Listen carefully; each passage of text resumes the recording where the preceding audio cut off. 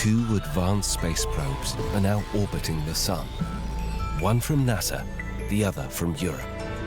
They have begun studying our star up close, imaging the mechanisms of hot plasma and magnetic fields, even diving into its atmosphere, discovering new insights into the solar winds and the science of the stars.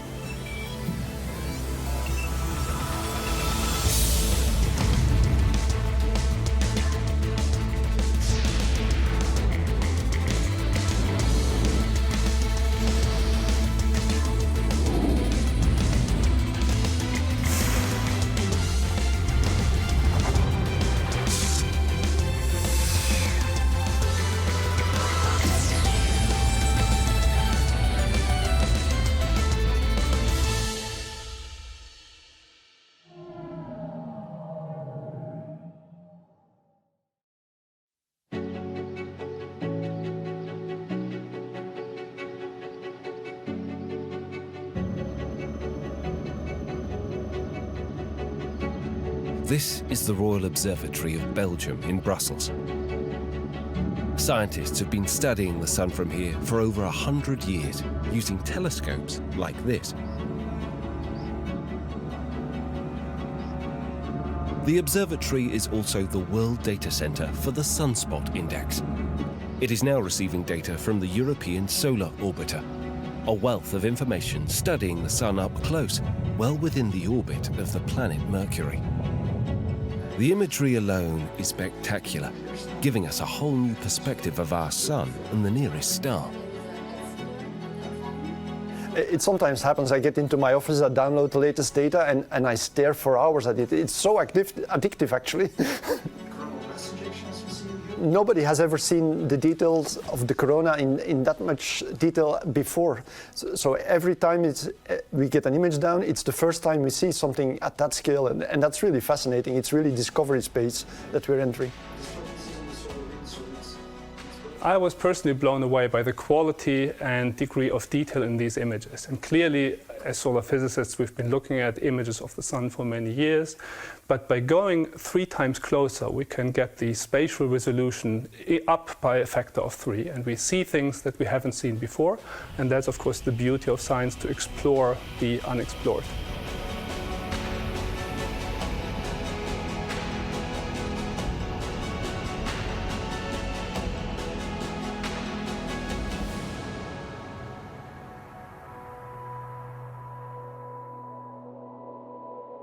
The journey of Solar Orbiter began in 2020 and has travelled over 2.5 billion kilometres, with gravity assists from Venus and Earth.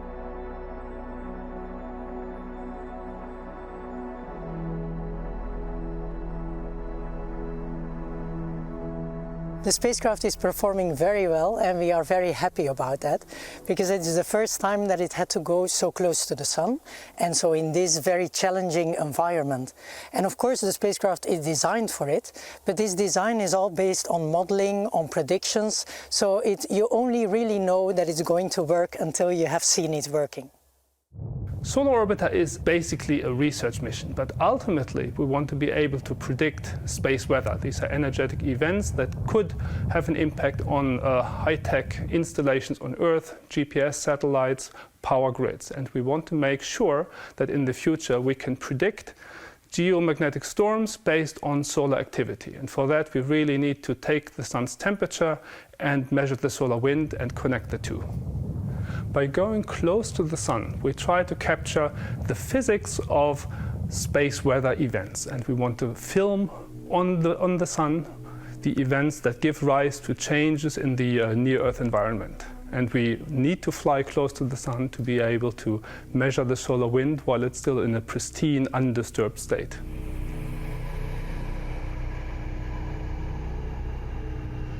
One of the great mysteries of the Sun is the difference in temperature from its surface to its atmosphere, where it increases by 1 million degrees in a process that is not yet understood.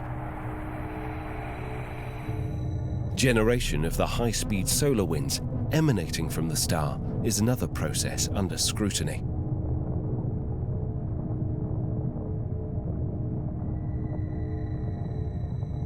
For the mission, it's important in many ways, because on one hand, of course, the closer you go, the better resolution you get and the more details you can see. And it's also important because we want to understand the influence of the sun on planets, on the Earth. And for that, we want to come closer and we want to see what's happening and at the same time feel around the spacecraft how the environment is changing. So the EUI, so the Extreme Ultraviolet Imager, sees the hot corona, so to speak, the atmosphere of the sun at extremely high resolution, much higher than what we had before. And one of the problems that we are after is to understand why the corona is so hot. It's like 1,000,000 degrees or so, while the surface of the sun is 5,000, something like this.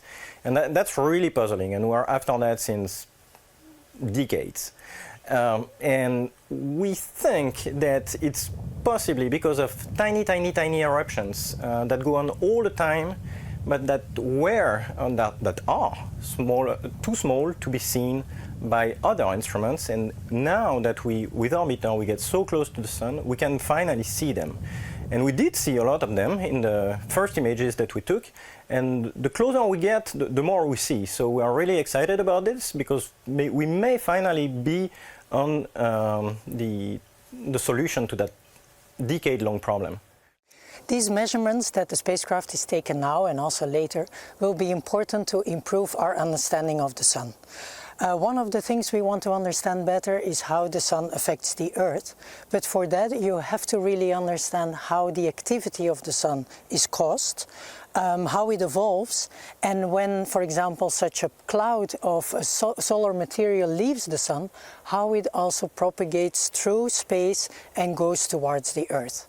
So for that we want to do several of those close passages to the sun to observe it from close by, and we also want to change the orbit of the spacecraft so that it can see the solar poles, because we have never ever seen those before, and they are important to understand the magnetic field of the sun.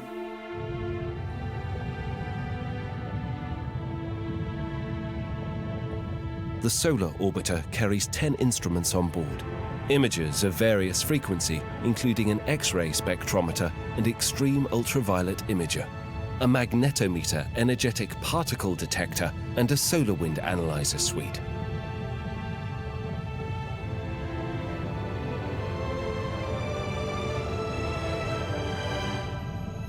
It also carries a radio and plasma wave suite, which measures electric and magnetic fields around the spacecraft.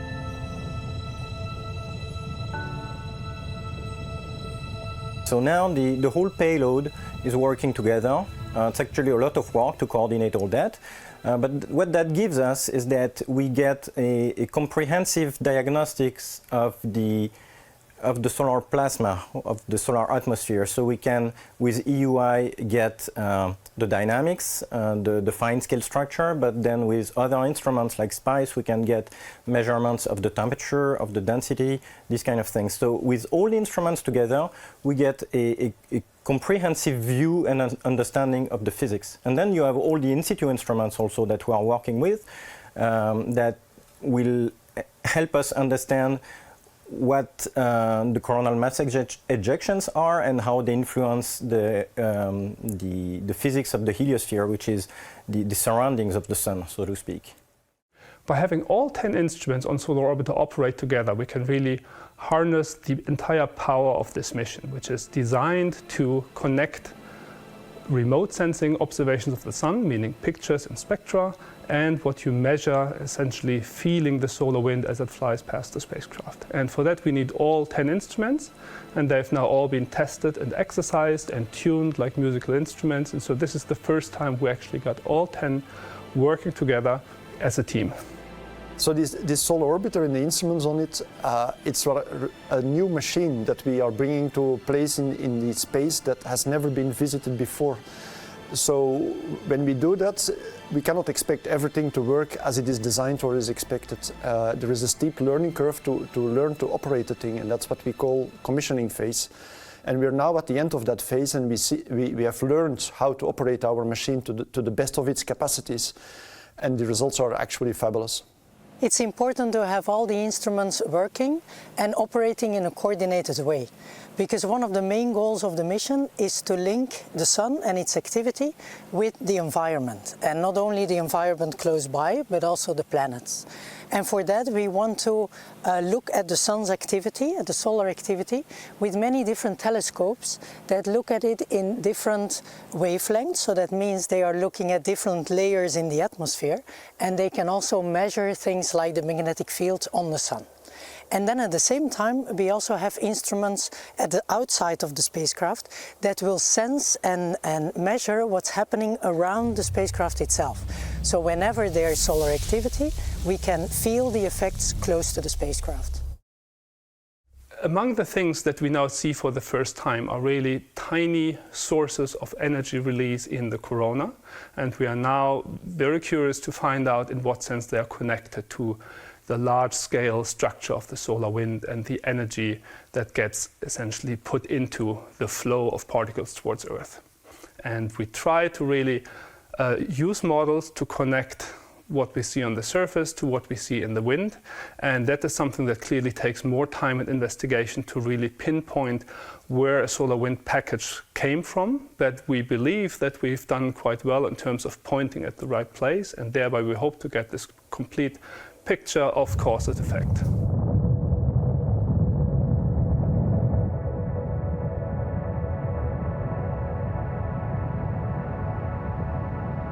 Close approach of solar orbiter to the Sun, to about 1/3 of the distance between Sun and Earth, is so important because it allows us to get measurements of the solar wind in an almost pristine state before it gets mixed on its way to Earth.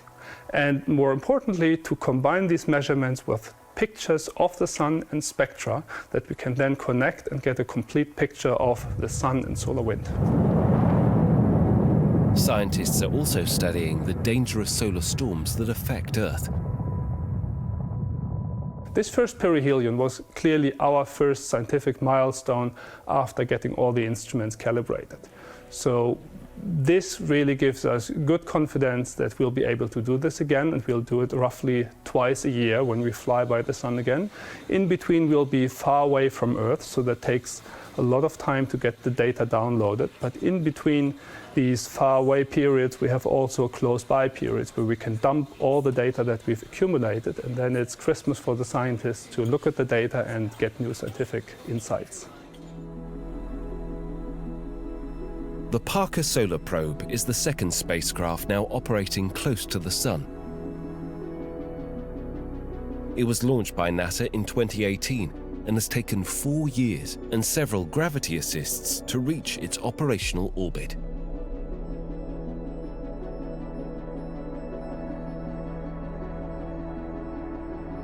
Its elliptical orbit bringing it closer and closer to the star's corona, a boundary layer not clearly understood.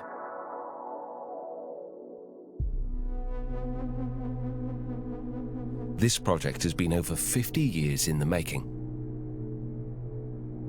The fact that the Sun is hot has been a major technological challenge, and why it's taken us so long to fly Parker Solar Probe. That design of the heat shield, where the front of the heat shield that faces the Sun is hot enough to melt aluminum, but the backside, where the spacecraft electronics and instruments are, is actually at room temperature. That's been the key to getting this mission done. This is a dream come true. One of the major goals for the Parker Solar Probe mission is to fly through the solar corona, and we are doing that now.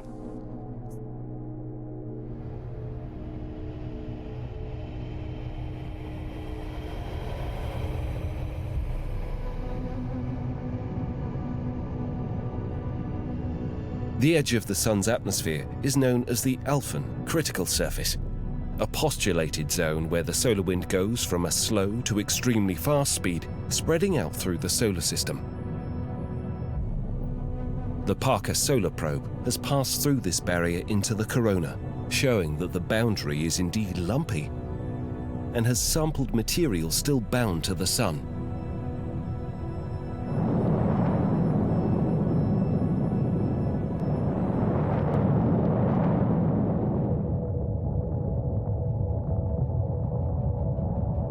Two of the most challenging scientific mysteries in astrophysics occur in a region that we call the solar corona.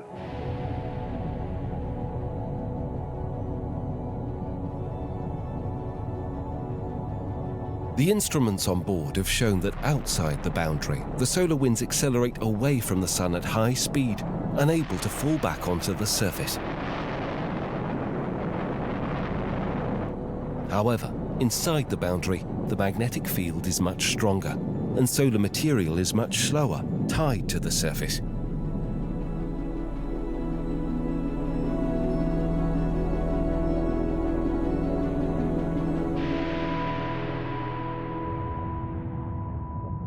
That we've always known that the atmosphere of the sun, the corona, spins with the sun, spins at the same speed that the sun does. But out at the Earth, the solar wind is moving straight out from the sun, so it's no longer spinning.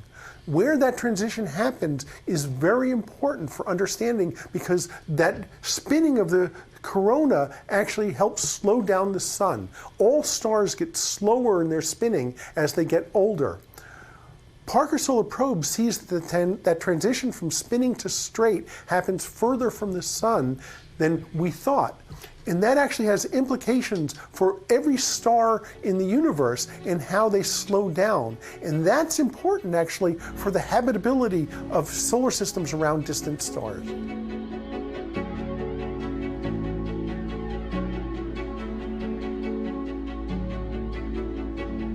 Gaining knowledge of our sun will help us understand all the other stars around us. This will help us with the search for habitable exoplanets. Understanding the processes of the solar winds and energetic particles will assist with finding worlds that, like the Earth, have magnetic shielding to help protect living organisms on the planet's surface.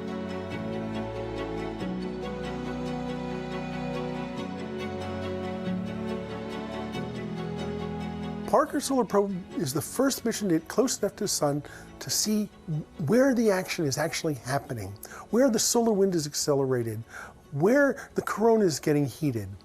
And we've seen a lot of new science that we don't completely understand, but there have been some remarkable results about small events that we can see in Parker Solar Probe that get smeared out in the 93 million miles between the Earth and the sun. We are so excited for these new results coming down from Parker Solar Probe. Parker has gone closer to the sun than we've ever gone before. It's inside the orbit of Mercury. We're seeing the solar atmosphere as it emits its material out into the solar system. We call that the solar wind. And we're seeing this process up close and personal at a higher detail and complexity than we've ever seen before. Actually, as it's being formed. So we're able to study the solar wind and all of its variability and complexity up close like we just can't do from Earth.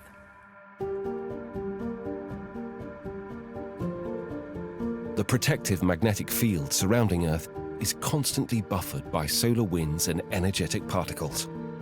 At the poles, these solar disturbances create spectacular auroras. It may also cause the atmosphere to leak out into space.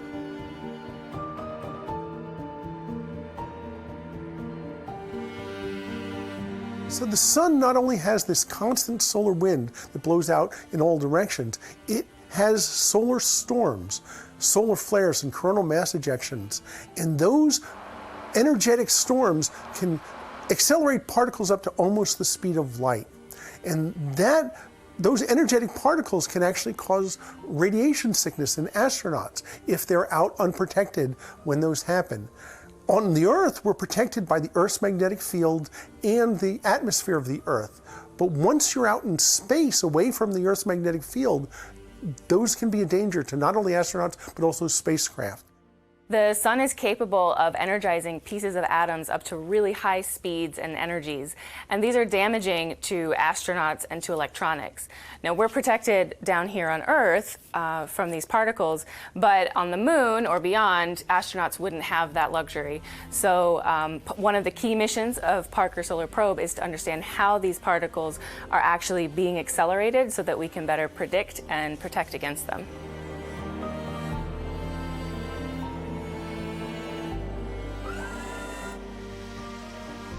Another phenomenon of our sun deals with space dust and debris, pieces that clump together by static electricity, and then, as they grow by gravity, there appears to be none close to the sun. Space dust is pieces of comets and asteroid debris that fills our solar system, but close to the sun, they can be so hot that they actually vaporize, or that material can also be pushed away by the radiation of the sun. And so there ought to be a region around the sun where there is no dust. And for the first time, Parker Solar Probe is seeing evidence of this dust-free zone.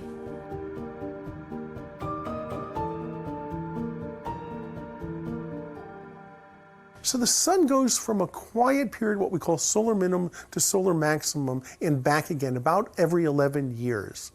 And we launched into a very quiet solar minimum.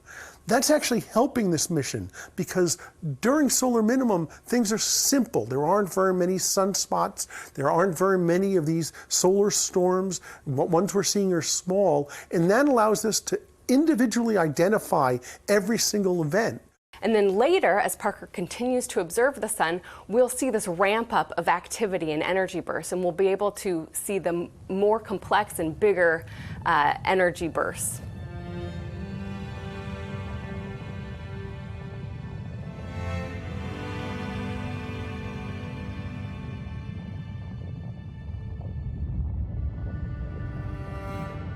In the coming years, the probes will witness up close the power of the sun during its more active phase, as it spirals closer and faster to the star.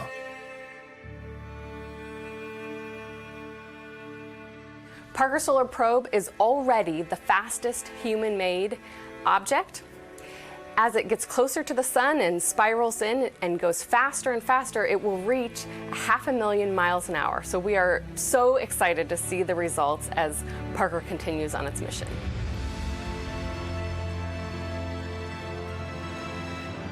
Before Parker Solar Probe passed through the sun's Alphen boundary, it detected kinks in the solar wind, where it would momentarily double back on itself. Scientists call them solar wind switchbacks, but had no idea of the mechanism that caused them to form. As Parker got closer and closer to the sun, it detected more and more of these switchbacks. It was able to track one of them to its origin on the visible surface of the sun. On the surface, you can see defined cells as heat rose from beneath.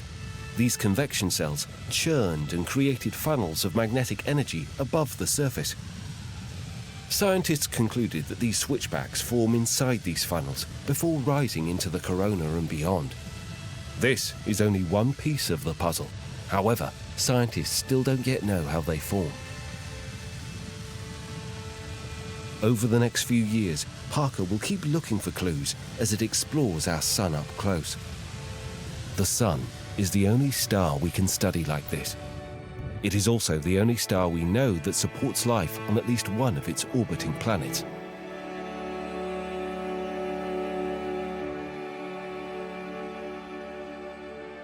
Understanding it is critical as we search for life beyond our solar system. Artemis, the sister of Apollo. She will soon be returning humans to the moon. The decades of development are nearly complete. New hardware, new ways of making the journey, and new goals have been set. This time, the United States will not be going it alone. This time, it's an international effort.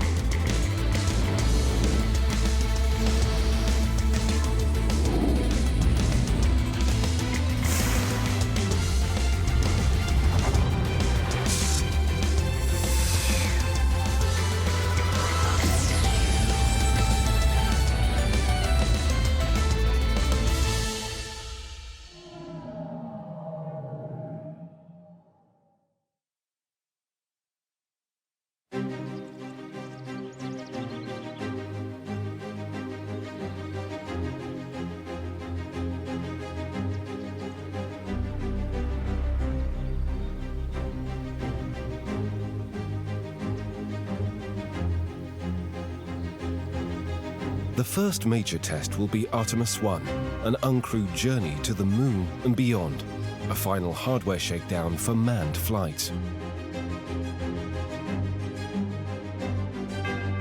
Nowadays, astronauts, engineers, and scientists are very excited to go to the moon because it's pure exploration. It's discovering terra incognita. We would go to regions that were never been explored by a human, neither robotically nor in person.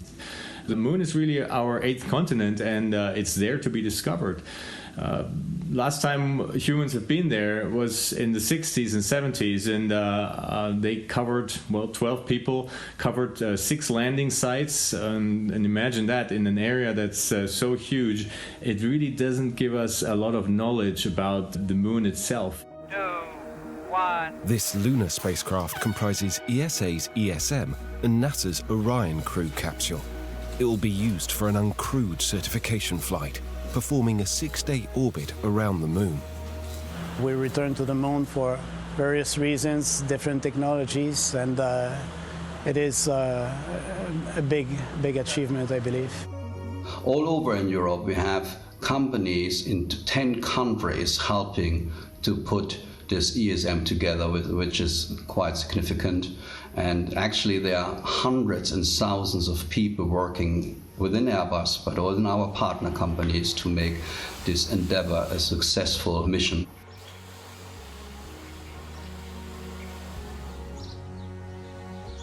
Monitoring of the performance of the ESA segment will be conducted here at ESTEC in the Netherlands. And that one is only on one side. These folks here are specifically taking care of the European Service Module, which provides the human capsule part of that with all of its power and life support. So this team here is really taking care of the crew that'll be going to the moon and beyond. So there are mainly 2 types of supports. That's basically 2 types of situation. Nominal situation, everything goes fine. Here we are actively supporting, actively monitoring the spacecraft, looking at the trend of the parameters to try to predict as much as we can if something is, if a failure is building up or if everything is nominal. And again, anticipation is the key, meaning that you have to know your mission and you have to know what's coming up, what's coming next, for instance, if it's, and then things you cannot predict, and that's why we are training with failures in the simulations. These are failures. And to failures, how we react, how we talk on the voice loops, how we communicate throughout the position between the various subsystems to quickly identify what is the failures, to investigate it, to understand the root cause, and also any likely impact onto the other subsystems, on the system, and also on the mission. It's human space flight, and you're always going to have anomalies. We don't say a problem. A problem is indicative of something you don't know that, but anomalies come from in engineering. You can find them, solve them, and continue on. And that's what the teams have been working through recently through the wet dress rehearsals. There was 4 dress rehearsals to make sure everything's absolutely right. Anyway, you can do like this. Yeah, you can. If you click sheet. Today's simulation is what they call an inspection simulation. So the idea is during a launch, they will do a systematic inspection of the entire spacecraft. The European Service Module sits on top of the NASA SLS rocket. So basically, on a pre-launch check, they'll just really systematically look at every piece of those vehicles, trying to identify any potential anomalies or such before they fly.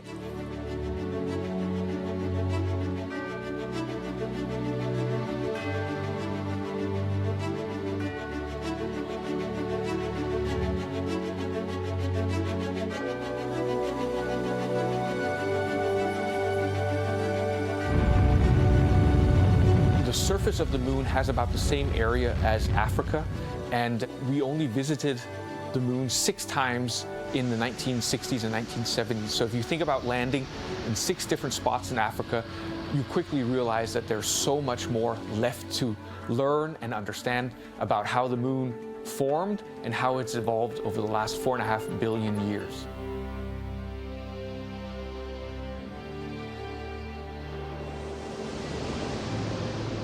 Before NASA's Artemis astronauts go to the moon, a small spacecraft called Capstone is leading the way.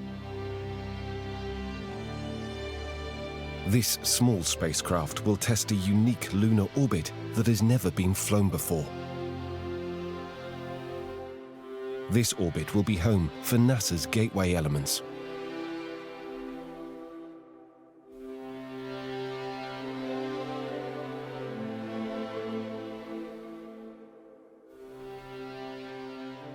Behind me is a mock-up of the Habitat and Logistics Outpost, or as we call it, the HALO module. The HALO module and the power and propulsion element will be delivered to lunar orbit to make up the first components of NASA's Gateway. The Gateway is going to be crew-tended, where crews will visit the Gateway for a period of a few weeks or a few months. HALO and the PPE are just the first components of the Gateway, with plenty of room for future growth.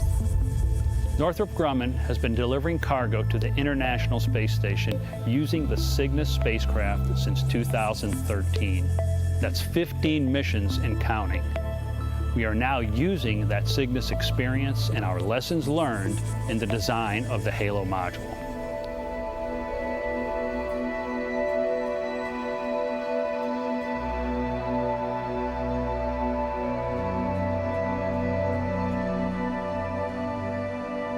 With the power and HALO modules in place, the Gateway will be built up over several launches. The IHAB module will be delivered by the first manned Orion mission. A logistics module with the Canadian robotic arm will be next.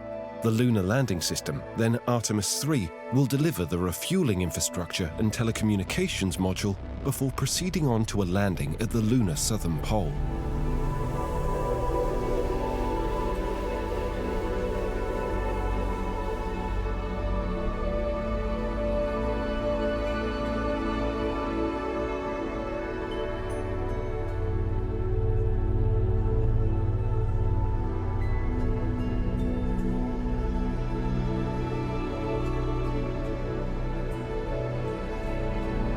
Before any descent attempt, a crucial component for Artemis is location of a landing site.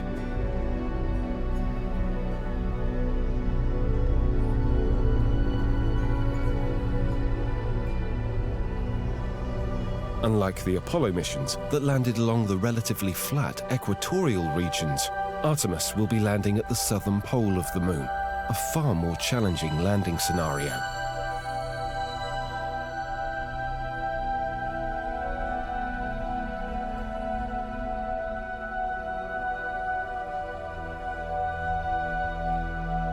Six landing regions have been identified, close to the permanently shadow regions where water may be found.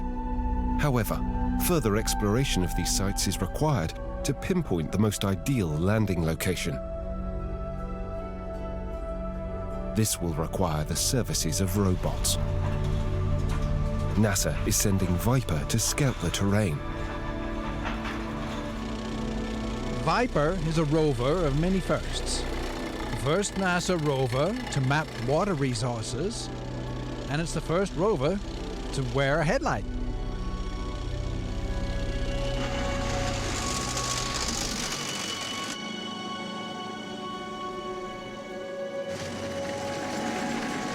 Viper will be one of many robots descending on the lunar pole in search of water. Testing these robots is well underway in terrain most lunar-like.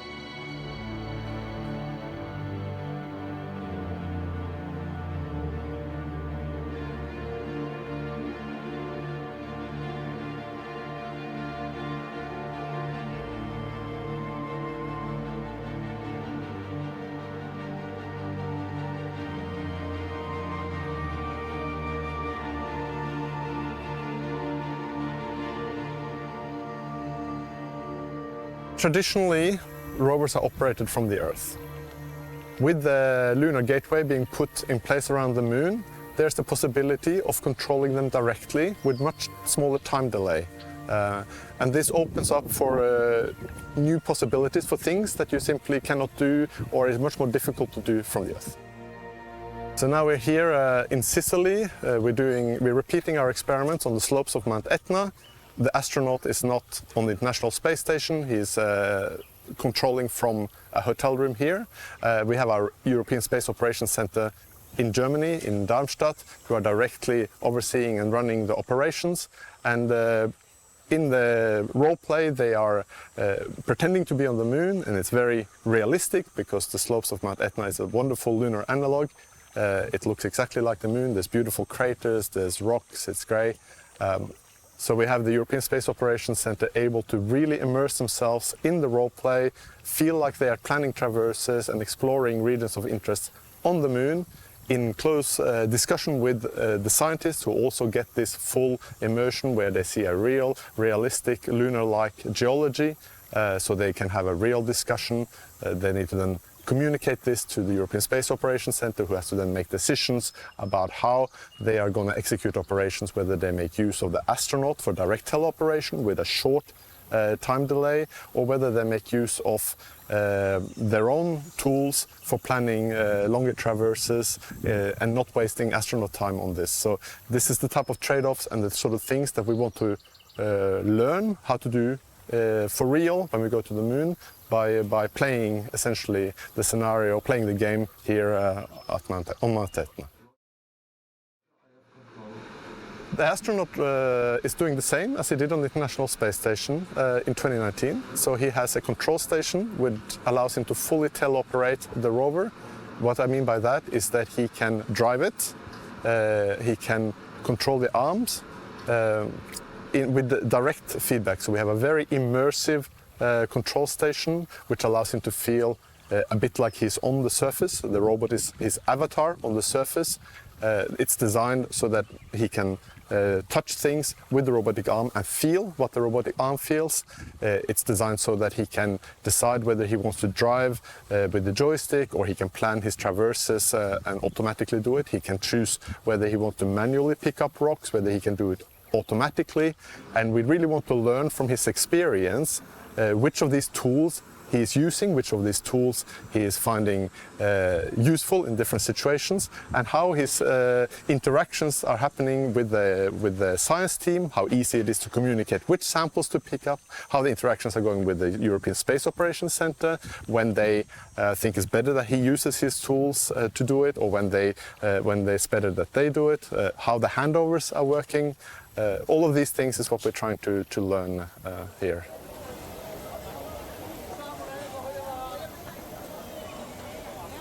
It's a very complex experiment because it has a lot of stakeholders, a lot of partners, because there's a lot of different objectives. We are trying to validate technologies that have not really been used extensively in space. We have this device we used in 2019. It's the first time something like at this level of complexity has been used to control robots from the space station. We have the whole operational scenario, which involves a lot of parties, this game, which is we're trying to learn a lot from. So this complexity makes it a very challenging experiment, but that way we learn a lot. We are here on Mount Etna in the frame of the Arches campaign, and this campaign is organized by the German Aerospace Center. So there are multiple robots from the German Aerospace Center, via guests, our robot from ESA, and also other research institutes are actually practicing with their robots how it is on a real scenario. So here on Mount Etna, it is very close to what we expect on the moon in sense of soil conditions and harsh environment, dusty, rocky slopes and loose sand.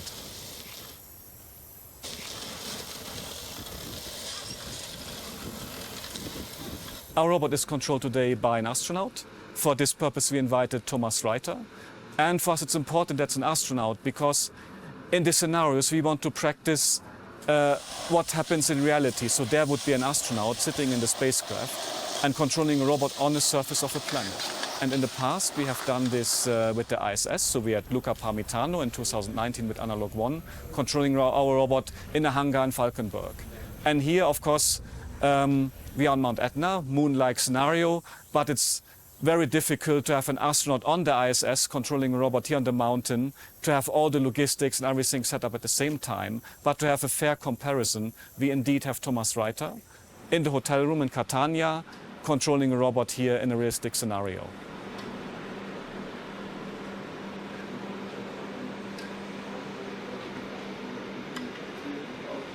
Yeah, today was a very special scenario because we tested the cooperation between a ground control, people who are sitting in a control room somewhere on Earth, and the crew that is orbiting around the moon in the Lunar Gateway. And this specific cooperation turned out to be extremely fruitful. In earlier times, it was always thought that there is either a purely robotic operation, which is exclusively controlled from control centers on the Earth, and the crew doing something in situ, being really on the surface of the moon. And I think what we learn here is that this kind of collaboration that you are doing from ground control on the Earth, a crew that is on board a space station that is orbiting the moon, and a rover that is on the surface can be extremely efficient and much more efficient than actually if either one does it alone.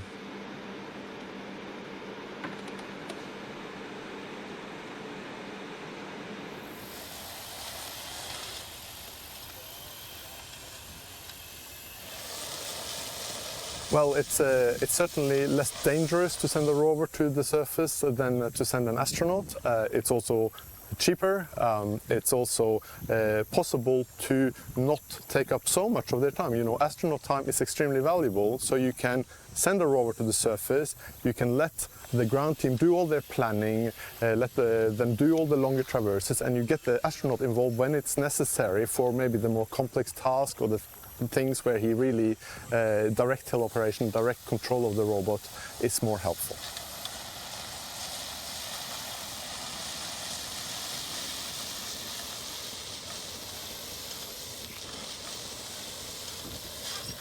Our rover is built by the lab and it's a demonstration rover. So we want indeed to figure out what features do we need in a future space mission. So of course, if you control a rover, you need for awareness video cameras for the simple ones. But of course, to go somewhere, you need a locomotion platform, and it needs to be fitted for this loose soil underground. And to manipulate things, for example, pick up rocks or maybe later maintenance of infrastructure, you need robotic arms. And so our robot was constructed with this purpose in mind, to have it controlled by an astronaut with force feedback to perform this kind of tasks. But of course, we are also looking in the future, so direct teleoperation is good. But of course, we also want to enhance our system by more and more autonomous features. And so there, my team developed, for example, automated rock detection, so that the astronaut doesn't need to grasp the rock manually, but indeed that the machine learning algorithm detects a rock, controls the robot to grasp it automatically. And this way, we want to step-by-step increase the capabilities to automated driving, automatic obstacle detection, rock detection, to come actually from a remote operated system to a more autonomous system.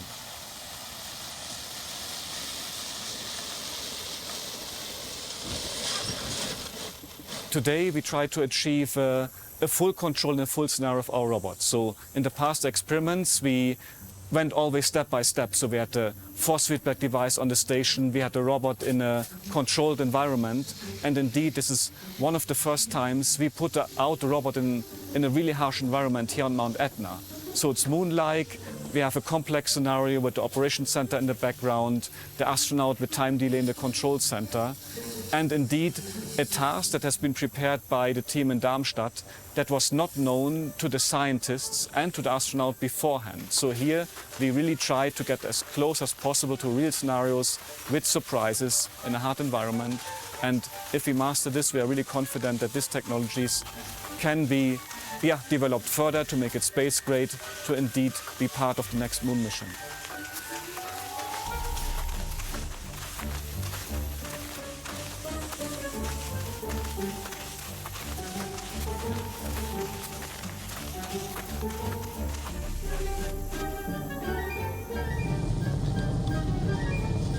In our scenario, which is based on a notional mission based on the European Large Logistic Lander, the astronaut, in collaboration with the European Space Operations Centre, will be collecting the samples, bringing them back to the lander, and then they will be brought back to the gateway or directly to Earth for analysis by the scientists.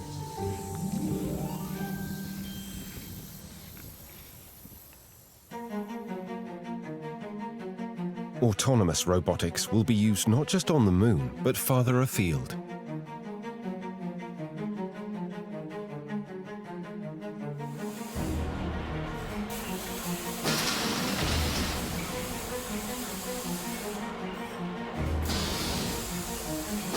Plans are underway with the Mars Sample Return mission. Landers and launchers are being developed for this mission that will see an autonomous robot, or even perhaps helicopters, that will land on Mars and pick up the samples collected by the Mars rover.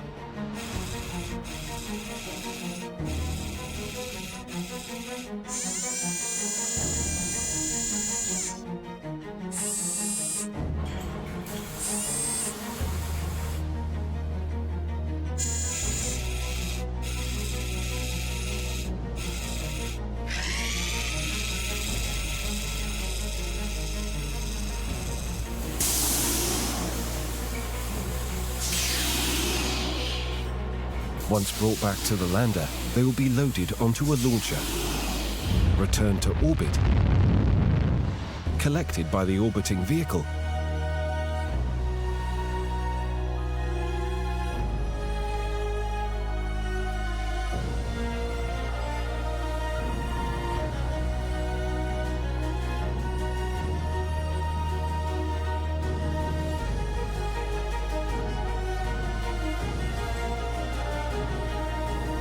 and carried back to Earth via a small re-entry vehicle holding the precious cargo.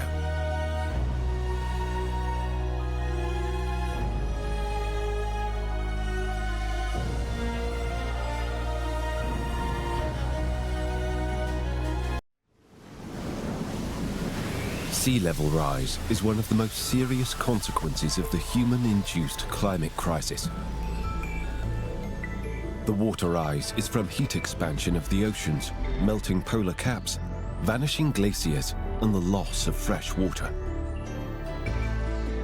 Satellites are an essential tool to monitor the changes and help climate modelers prepare us for the future.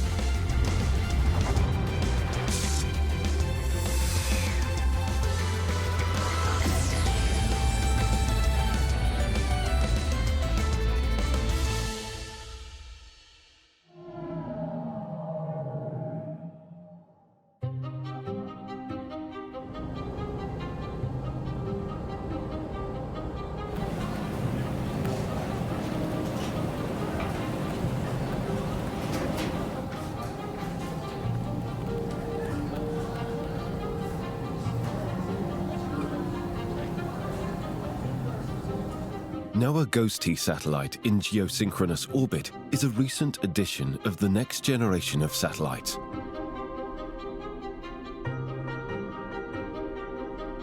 It is the Western Hemisphere's most sophisticated weather observing and environmental monitoring system, covering over half the globe. Along with the decades-long Sentinel series of satellites. Sentinel-6, a collaboration of European and US space agencies and climate monitoring institutes, is continuing the mission of uninterrupted, sophisticated data gathering for climate scientists and modelers. Well, the main instruments on board include a dual-frequency radar altimeter. And this is the primary instrument of the mission, and that's the one that's measuring sea surface height, significant wave height, and wind speed over the ocean. And from those measurements, we can actually have the superb measurements that we expect of sea level rise, but also the waves. The significant wave height, which is the top 1/3 of the waves, if you were to look at them in time.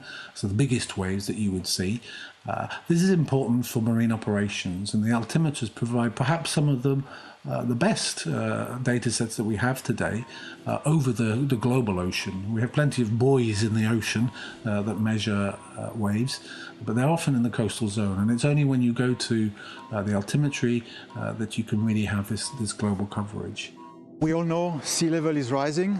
And how do we know that? Because we measured this since the 90s from space through a series of satellites. It started with Topex Poseidon, which was a French-American satellite, followed by the JASON 1, 2, and 3 series, which was also a French-American satellite.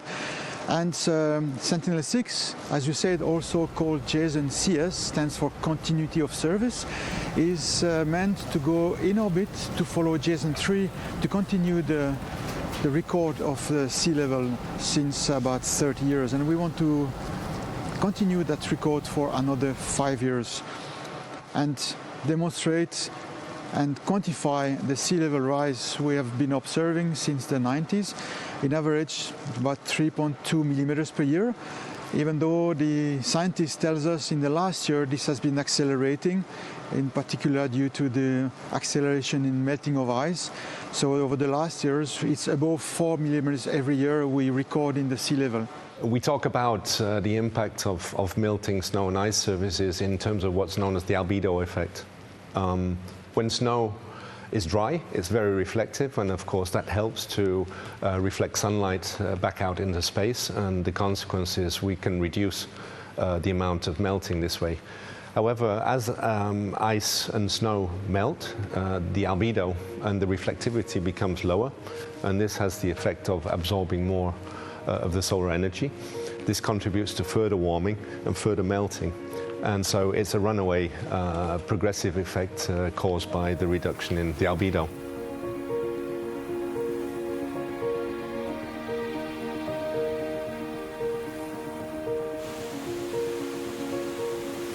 Satellites are a major source of global, timely, long-term data sets, which is in particular very important for climate, because we need to have long-term data series to actually understand how the climate is changing over decades, for example, and to also understand what the trend of these changes are going to be. So we are using a large variety of different data sets.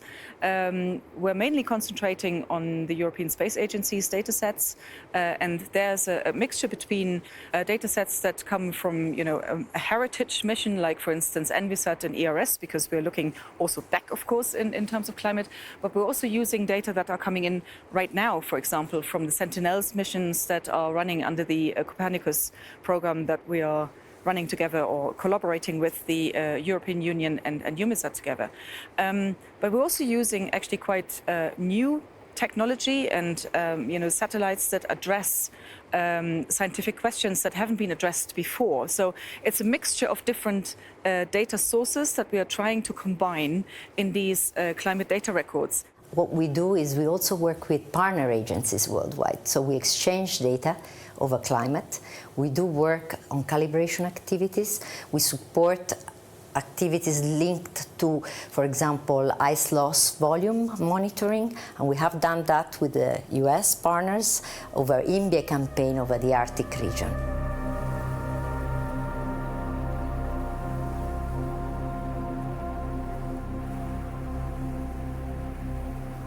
To calibrate the satellites in orbit, scientists on the ground take measurements in situ all around the globe, from the Antarctic to the Arctic and glaciers around the world. They then compare results and validate the satellite data. And we're producing climate data records, so long-term data records of climate-relevant indicators, let's say. One of them you see behind me. We are also producing climate data records for glaciers, in particular the extent of the glacier, the velocity, but also the elevation.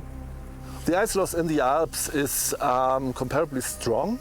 So we have similar strong mass loss, I think, in the Andes of Peru and Bolivia, but also in Patagonia. They have similar rates. But the most difficult thing or problematic thing is that this ice loss in the Alps is still increasing. So now I think for something like 30-35 years we see higher and higher loss. And this takes place despite the fact that the region where ice can melt, the so-called ablation region, is shrinking. And this is a very strong signal for accelerated climate change and an increased forcing, which means that temperatures have to increase and push the snow line higher and higher so that more areas are exposed to melt.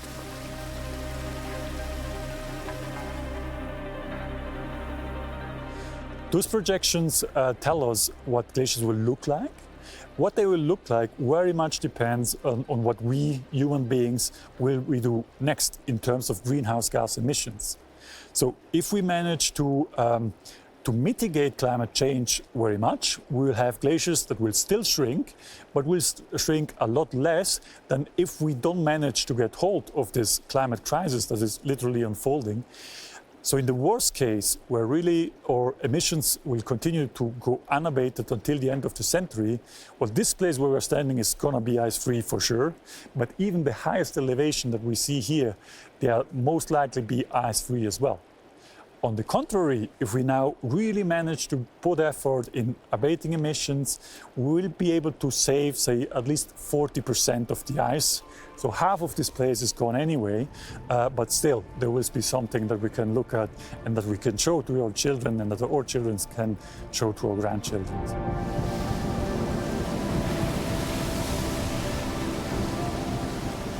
I think the recent record since Cryosat, one of our satellites, has been flying has shown that there's quite some fluctuation in the amount of ice transferred from land to the ocean.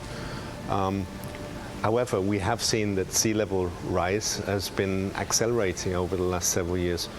One of the reasons is thought to be related to the increased melting of land glaciers. And a recent publication has shown that in fact the contribution of glaciers to sea level rise is increasing.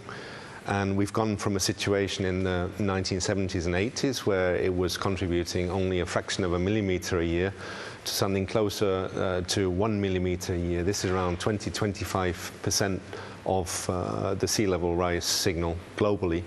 And so glaciers are obviously having an increasing contribution to sea level rise over the last 2 decades.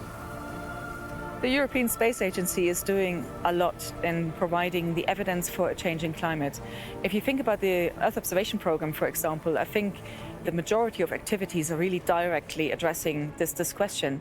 And it starts at the perceiving new satellite measurements. So, one of the core activities of the European Space Agency in the Earth Observation Program is, of course, to build satellites.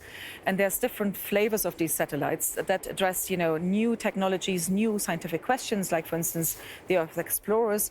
But then there is the Sentinel missions that we are developing in collaboration with the European Union and with EUMETSAT, who provide, for example, continuity on many of these measurements, but also improve over coming decades, because we have a lot of experience in these measurements. And I think so we're doing in ESA, I think something, it's almost like covering the entire food chain of providing climate relevant information. And I think this is quite an amazing fact, because we really follow through from the beginning of the measurement up to the point where we're actually talking to the people who put the policies in place. And I think that's a really good foundation that we're providing from the ESA's perspective.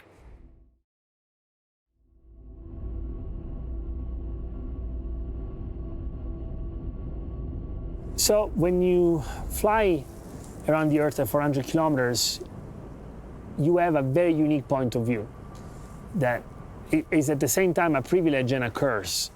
It is a privilege because, of course, not many people get to do it. Not many people get to fly in space and look down at the Earth. It is a curse because what you see is a at the same time so beautiful and so fragile that it certainly breaks your heart. And it is what inspired me to start talking about what happened, what is happening on planet Earth, and about everything that we take for granted today. And as a matter of fact, that same feeling of helplessness and desire to do something, I felt in these last couple of days, talking to the scientists, talking to the explorers, and being myself part of the group on this glacier and looking with my eyes, touching with my hands, the same things that I felt from space.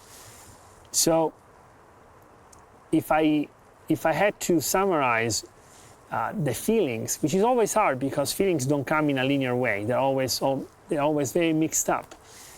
I feel a little bit of urgency, and because it's me, I also feel hope that people will listen and understand the urgency of what is happening and how fast we have to react before everything that we have will disappear.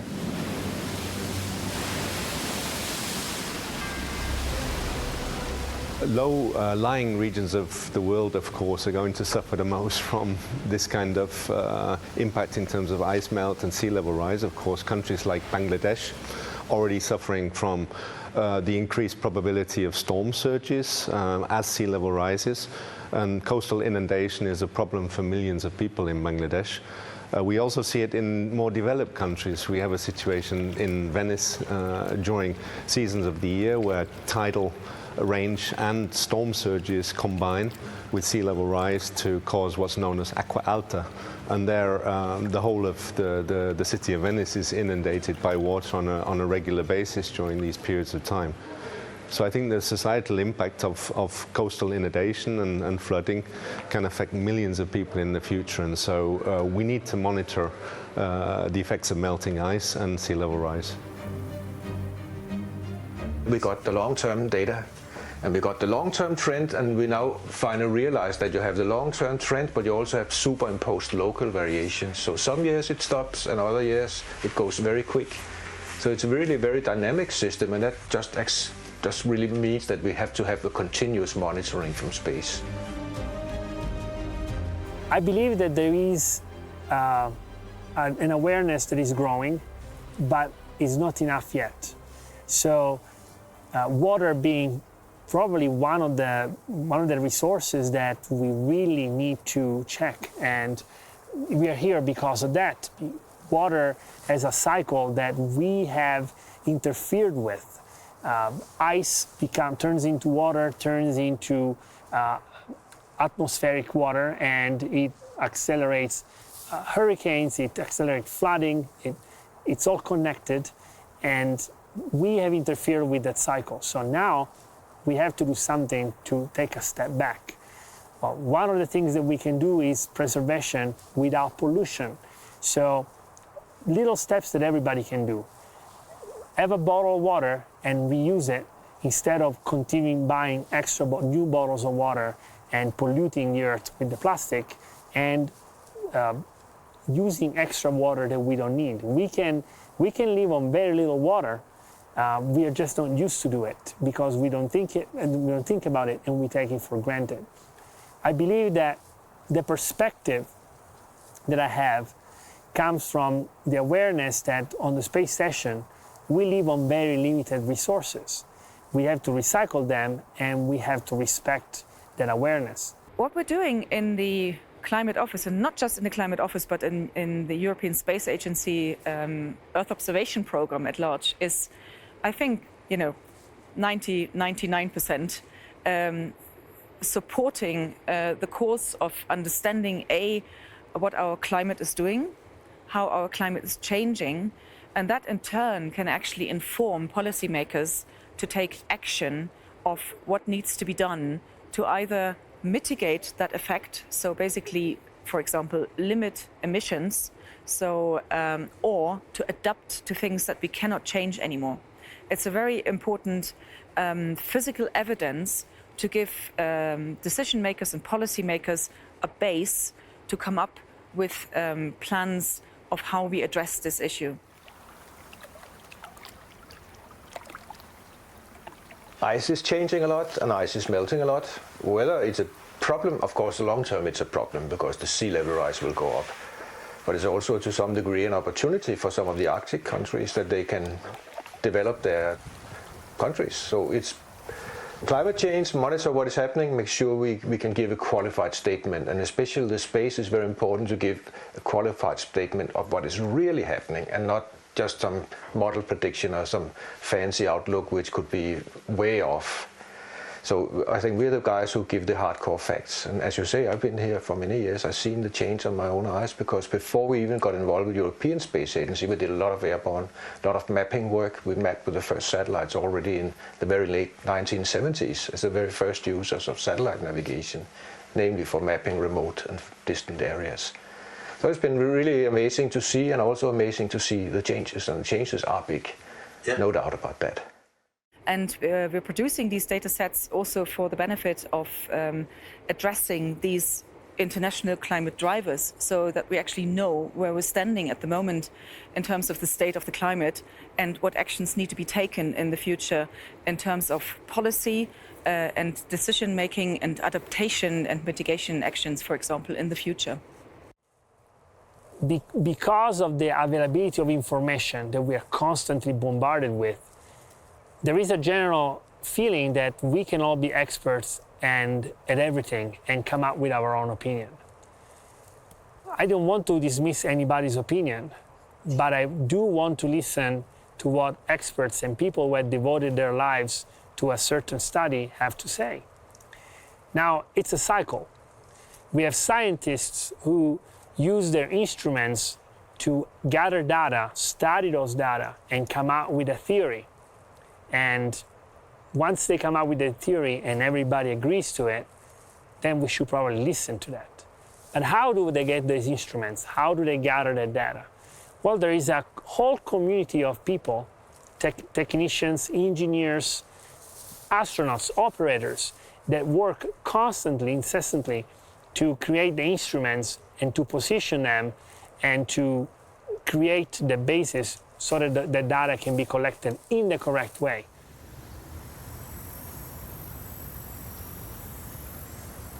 The sea level will go up, no doubt about that. So people in Holland and the very low-lying areas, they should have good reasons to be concerned. So do we in Denmark.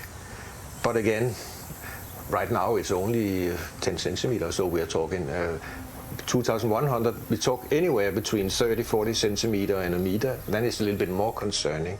And again, that's where this long-term space mission, they will tell these people who make the modeling and the prediction in the future, if they made the modeling earlier, will it really fit what we see today? If you take all the data today, will it fit in 10 years? That's why you have the big value of these continuous data. And also the continuous measurements really of, do the satellites measure the right thing? Is the radar really measuring the surface, or is it measuring somewhere else on the ice? That's all the thick questions we are concerned with. Most scientists agree we are past the point of no return. Now the focus is on trying to mitigate the most serious effects on the planet.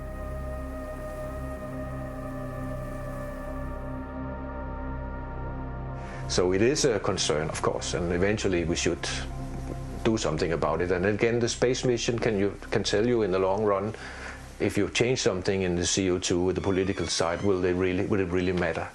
And for instance, the CO2, also in the Copernicus program and the ESA missions, you have CO2 missions which are really useful to actually pinpoint who are the bad guys in this game, who is not cutting back eventually. As a scientist, I think we can provide data, and the satellite data help us to do so. The issue with the glaciers and the shrinking glaciers is a global scale phenomenon where people are really concerned that in the future there is no more ice or much less ice. And what we can provide as scientists is solid data about how much ice there is, how the ice masses change, and maybe when you do some computer modeling, also how much ice there will be in the future. And over the past 20, 30 years, I think the reporting from us was more and more, yes, they are shrinking, and glaciers are shrinking globally, and they do it stronger and stronger. And we can repeat this information again and again and have it in IPCC reports and say, hey, there's a problem. But of course, in the end, it depends if this message is picked up and converted to action. And here is then very soon the place where the engagement of scientists end, because this is a political thing, and what we can do is provide the best data and the best uncertainty information we can get and say, really, we are sure about this and about this and about this, and not so sure about this. And then politicians have to decide on if they want to do something about it. And we hope that at some point this will happen. It is the closest planet to Earth in size and distance. It once may have had oceans and a similar climate. Now it is hostile and unforgiving. Scientists want to know why and how it changed. This could help with the hunt for other habitable worlds. For now, Venus could be considered Earth's evil twin.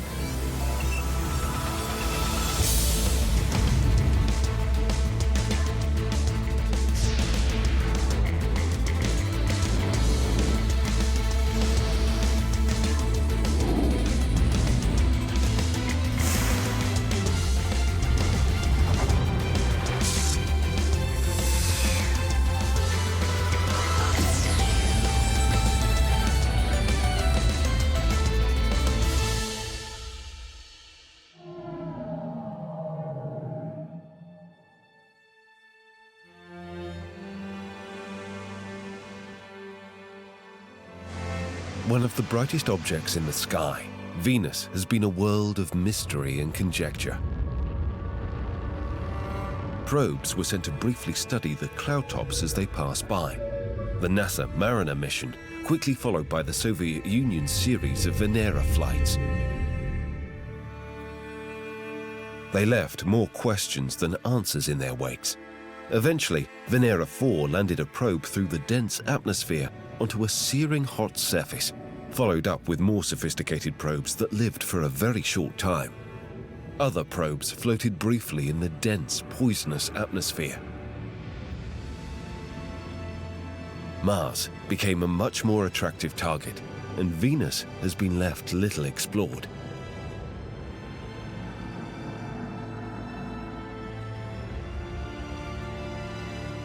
In the late 80s, the Magellan probe was launched from the Space Shuttle. It mapped the planet's surface with radar, giving us a detailed look at the rugged surface of the planet. Stripping away the dense, thick atmosphere revealed intricate mountains, volcanoes, and lava fields, an uninviting and hazardous environment hot enough to melt lead.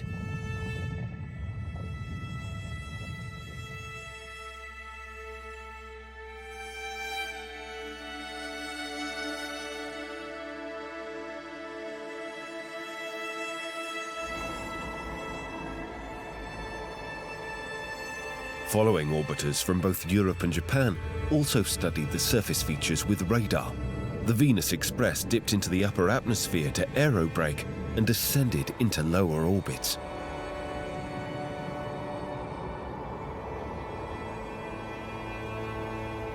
In recent years, several probes have used Venus for gravity assists to propel them to other destinations. Bepi Colombo, on its way to study Mercury, passed by, taking images and other readings.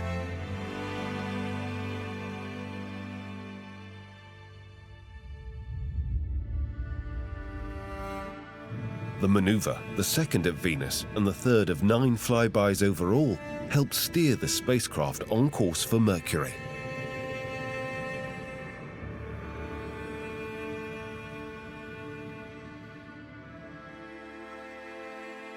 Another European spacecraft, the Solar Orbiter, also utilized Venus for a slingshot as it closed in on its solar orbit.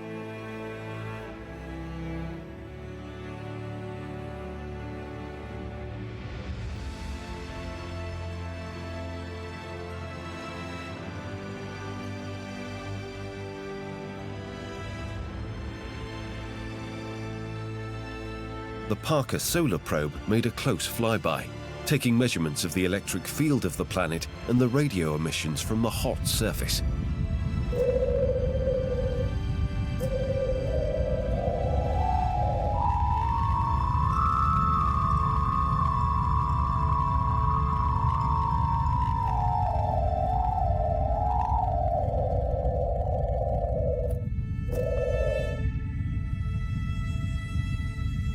It's thrilling to be able to see something that's never been seen before. This emission that we're seeing is thermal emission. Even on the night side, the surface of Venus is so hot that it's glowing faintly at very red wavelengths. These whisper images, I think, are really exciting because they provide a new window into the lower atmosphere and surface region of Venus where these extreme conditions exist. A faint glow of heat from the night side shows distinctive features like continental regions, plains and plateaus. A luminescent halo of oxygen in the atmosphere can also be seen surrounding the planet. These observations revealed much about the chemical composition of the surface.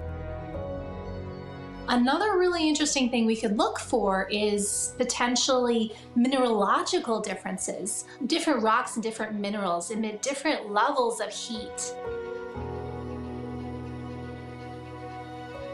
Some surprising results suggested that water may have been on Venus in the past, but climatic changes and planetary processes removed the water from the planet and its atmosphere.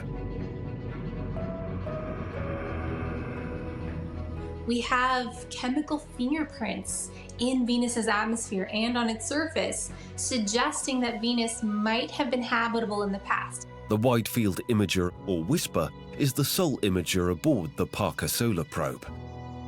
This is something that's truly new, and I believe will yield exciting science in the long term. Once upon a time, Venus might just have been like an early Earth, with oceans, lakes and rivers of liquid water, a much milder, oxygen-rich atmosphere. What changed the environment? Perhaps volcanic eruptions and toxic gases creating an atmosphere of carbon dioxide and sulfuric acid clouds, trapping heat in a greenhouse effect.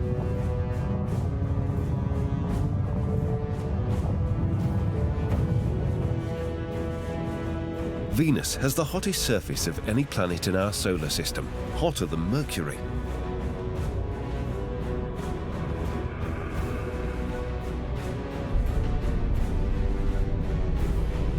The atmospheric pressure is nearly 75 times greater than that of Earth.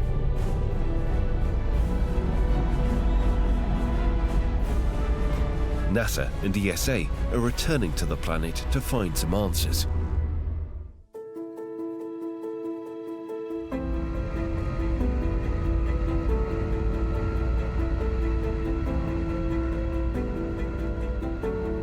Europe is sending the spacecraft Envision, in partnership with NASA, which is providing the synthetic aperture radar system called VENSAR. The S-band radar will also act as a microwave radiometer and altimeter to map the surface. Envision will also carry 3 optical spectrometers designed to observe the surface and atmosphere of Venus, and a subsurface radar sounder that will probe the top kilometer of subsurface.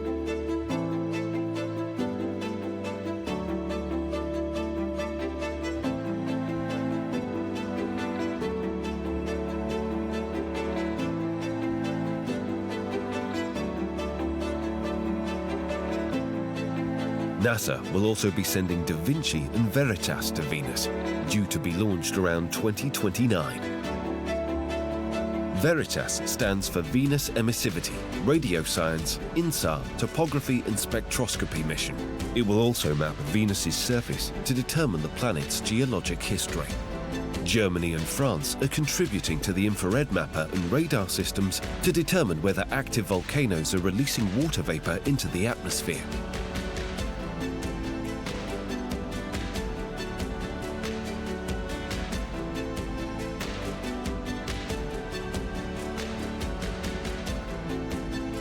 Da Vinci, the atmospheric probe, will descend into the Venusian atmosphere to study the gases and chemistry with advanced sensors. It is designed to survive the descent to ground level whilst imaging its journey.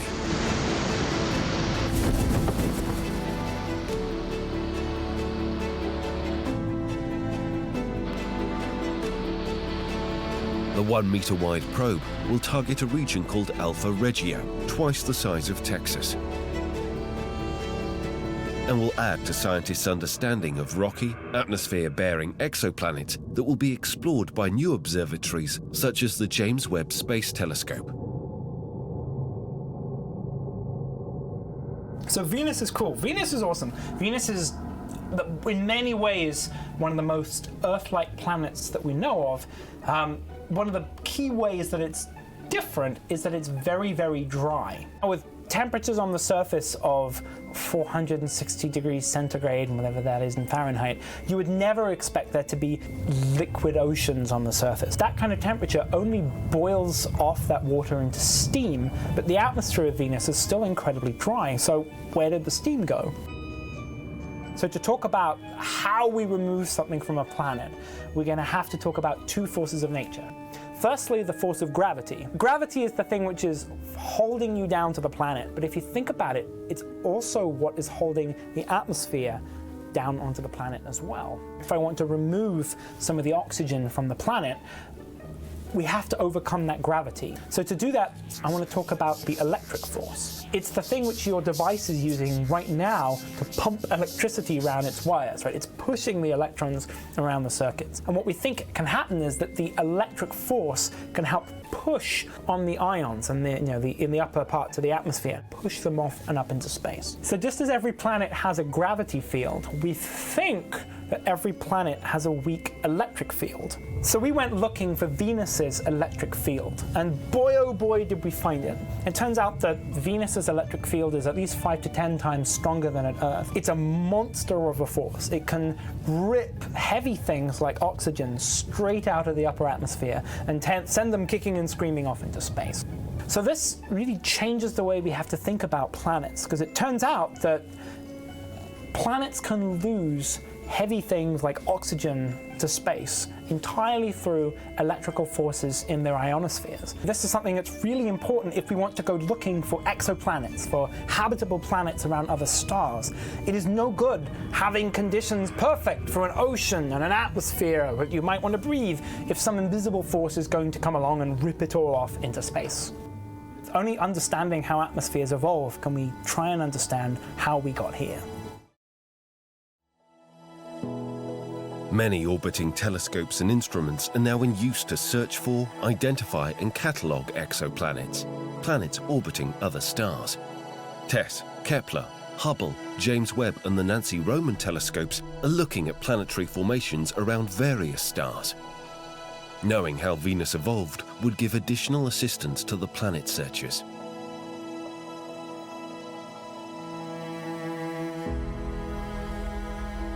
This image is of a new star and its gas disk. The black rings show where planets are forming by gathering the dust and debris.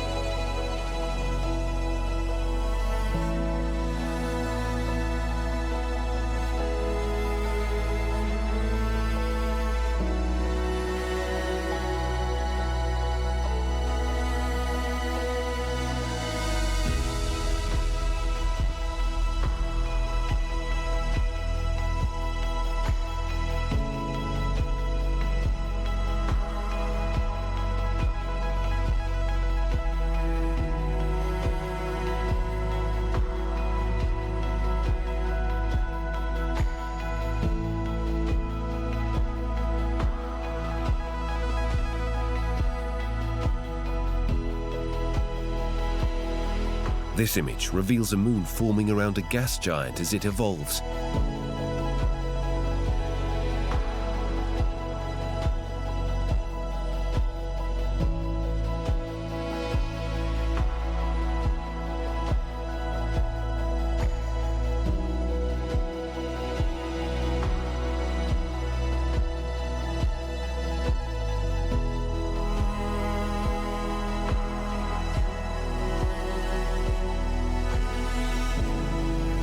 This massive exoplanet orbits a white dwarf, the remnant of a dead star, and is slowly evaporating.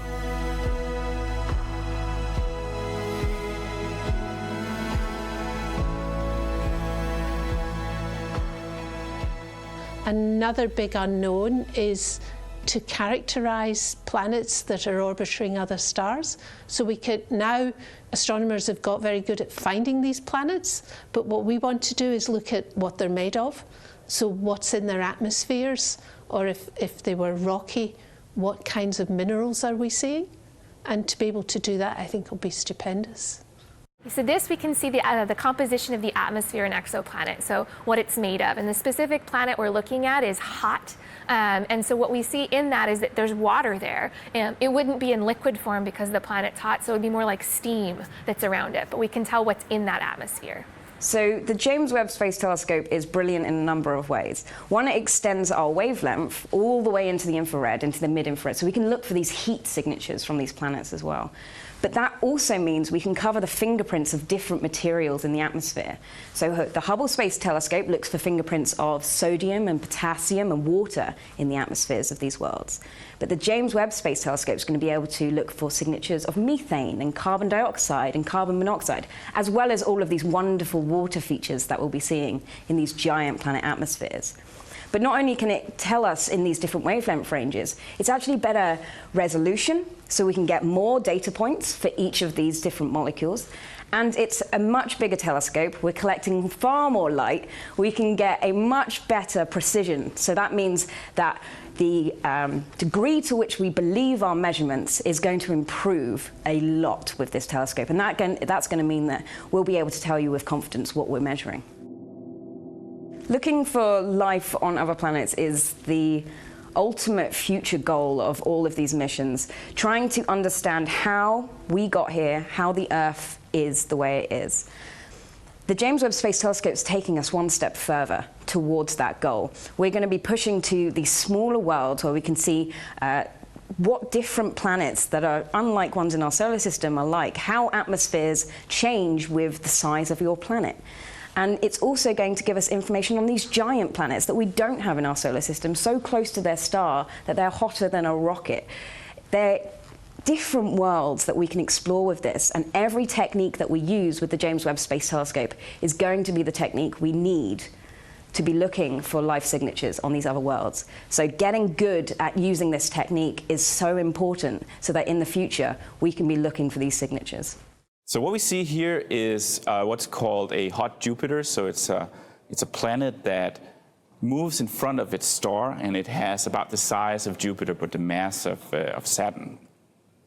And what we see here is light filters through its atmosphere, and that allows us to look for the fingerprints of certain molecules. And in this case, the planet is full of water vapor, full of water. And that's what you see as wiggles in the spectrum. When we go and look at other exoplanets with Webb, we may look for other molecules, some that are familiar in our own atmosphere here as well, like carbon monoxide, carbon dioxide, or maybe even methane and ozone.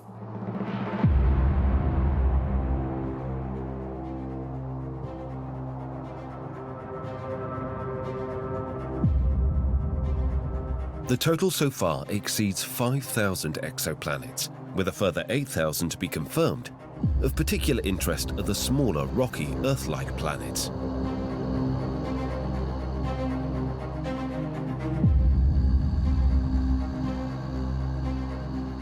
We know our targets. They're bright stars which are known to host the type of planets we want to observe, and we will know when these planets transit. That is, when the planets move across the disk of the star, and we can measure the changes in the output of the star, the measured output of the star, in order to measure the size of the planet. will be focusing on smaller planets, so Earth-sized to Neptune-sized planets, which have been found by other missions, such as Kepler, to be very abundant around other sun-like stars, something which is not so much the case in our own solar system. So it's a big question. What are these smaller planets? What are they made of?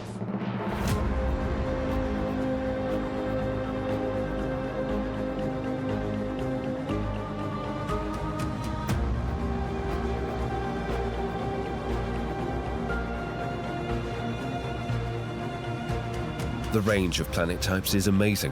Rocky worlds that sustain oceans and lakes, likely candidates for life.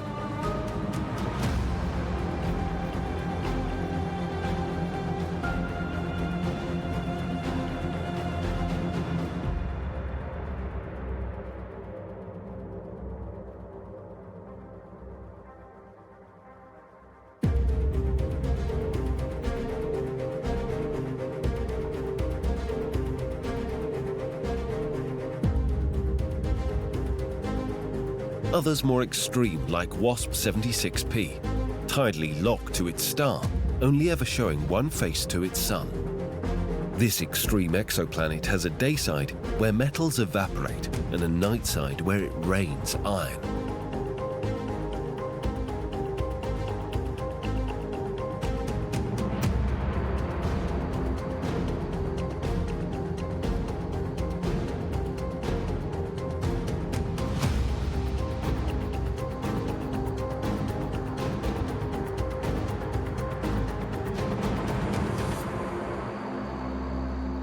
Rogue planets that have no sun to orbit, ejected from their solar system and left to roam through space.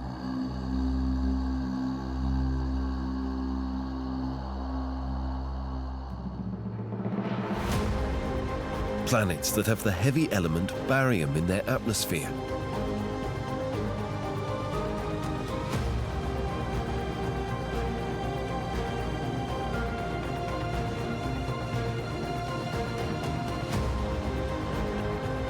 Water worlds, planets still forming, others around dying stars.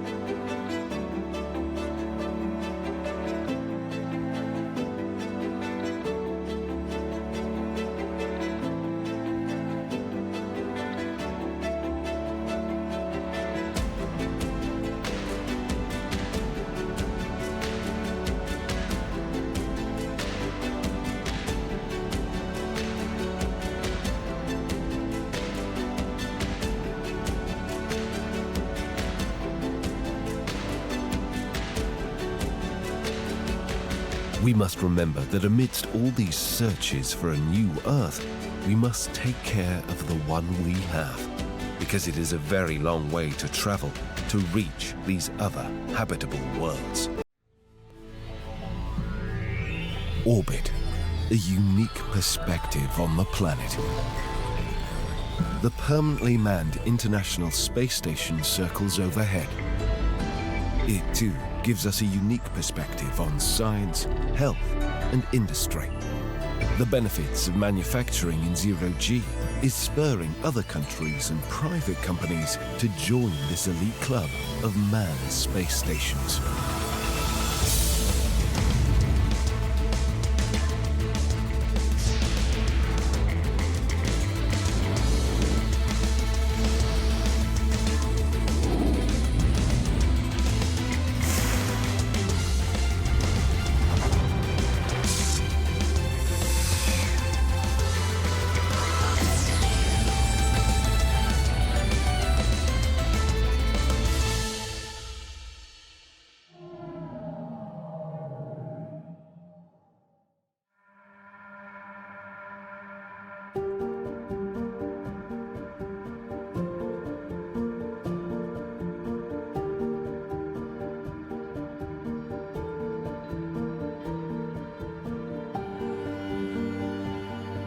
low-cost, reusable manned spacecraft is the key to industrial expansion into space.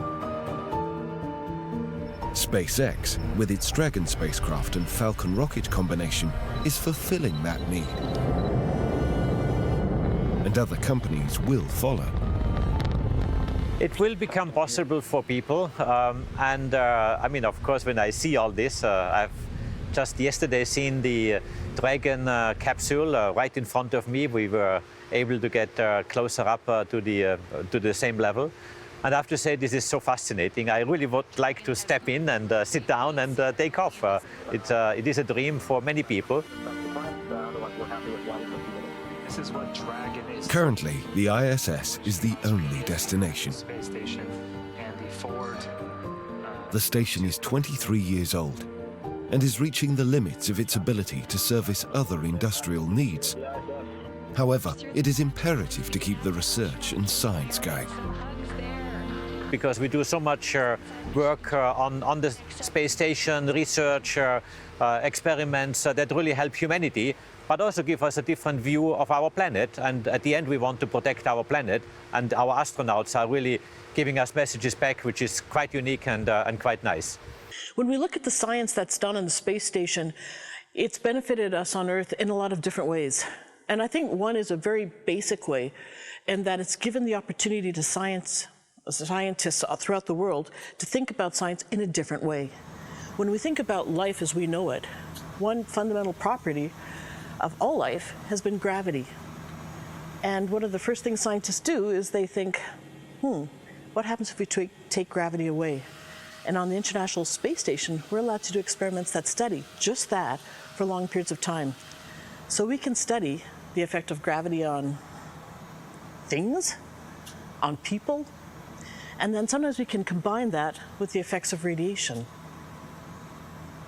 We can also look at, when we think about future space missions, we know that it's going to take a while to get to Mars, and it's going to take some time to get farther. So the International Space Station has given us an opportunity to see what happens when humans are in a space environment or in a microgravity environment where they're in free fall for long periods of time. And this is really important, so we understand the effect of the lack of gravity on humans. We also understand what it's like to be confined in a small environment for long periods of time. And we're starting to understand just the kind of technology we need in order to create safe travel for humans, and also to address some of the challenges in robotic missions far from Earth.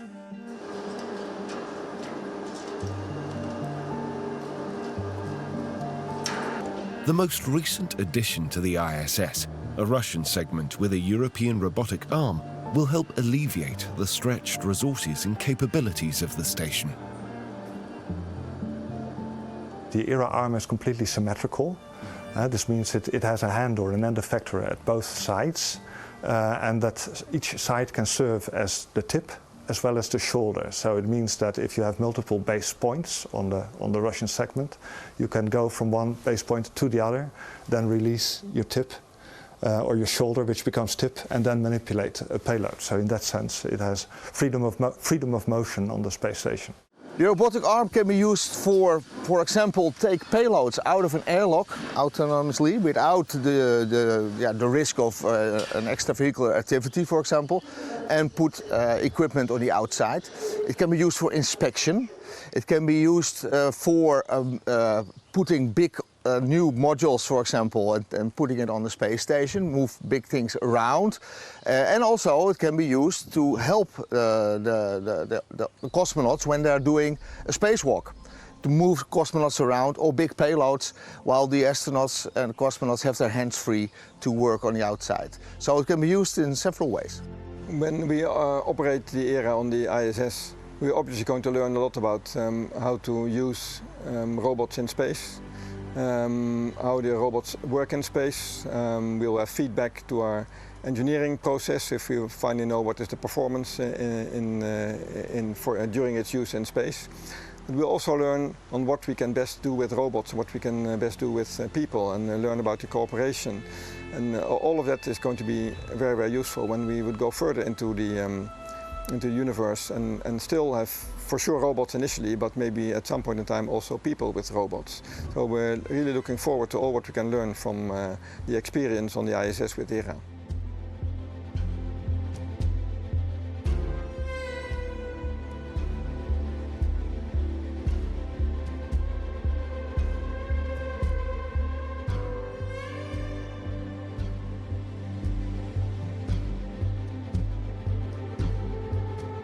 Another addition to the station delivered by a SpaceX cargo module is a commercially funded Bishop Airlock module.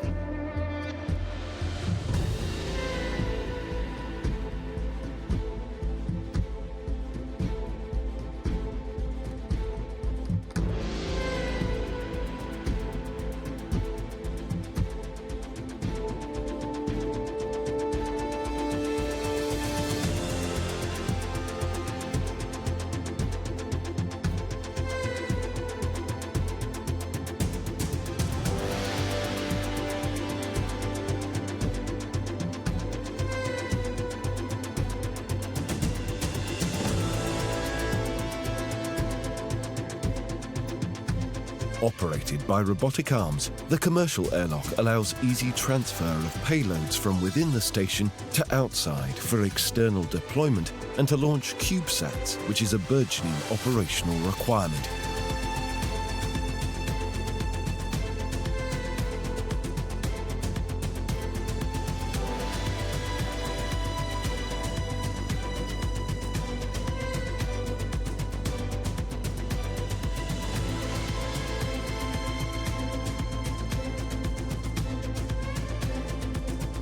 This will allow for more commercial payload throughput for industrial applications.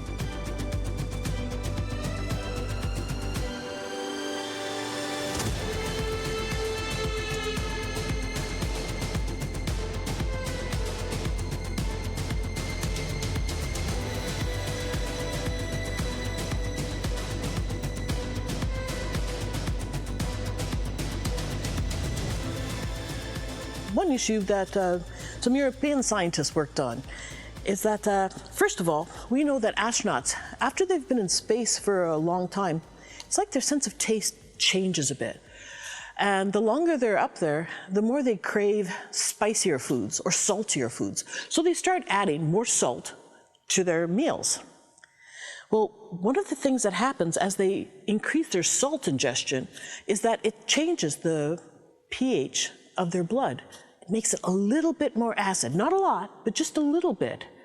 And so the body adapts to this acidity by trying to raise the pH just a little bit by providing calcium that comes from our bones. So they actually have increased dissolving of the bones to get that calcium to bring that pH up, but at the same time, we're also seeing that because they don't use their bones very much, because in a microgravity environment, you don't have to fight gravity to stand up straight, that they're already experiencing some bone loss. So we're starting to see that because of this, we're starting to see that this change of taste results in an increase in salt consumption that can actually speed the bone loss in space. So here we're seeing two different effects, and we know here on Earth, we now know that perhaps the increased salt consumption isn't just a cardiovascular effect, but it could have perhaps contribute to bone loss and osteoporosis in humans here on Earth. And we didn't really see that effect until we went to space.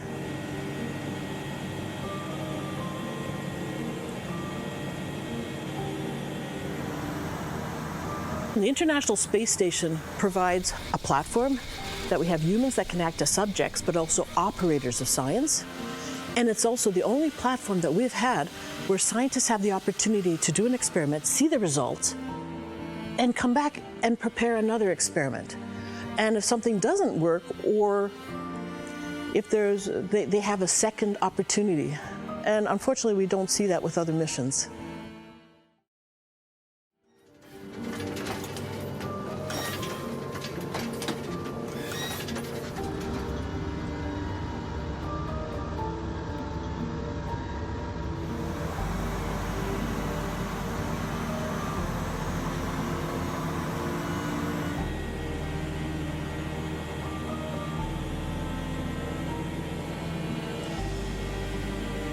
what is next?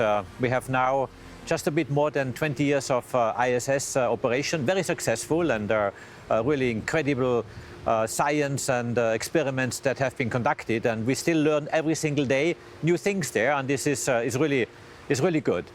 So what's next? What will happen is, for sure, that by the end of this decade, we will have commercial space stations up there. There are about 4 projects in the planning today in the US, and the question is, does Europe participate there? Does Europe have its own independent solution? And this is a big question that we need to address. But yes, the space station as we know it today, at the end of this decade, will not exist anymore and will be replaced by some commercial stations. And this is a big change, and Europe needs to be active and show leadership in making this change and really be part of it in this next era, which will come at the end of this decade.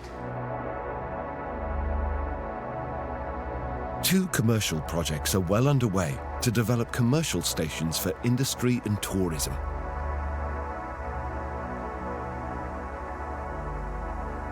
Axiom Space are developing their station to be assembled in 4 modules whilst attached to the ISS.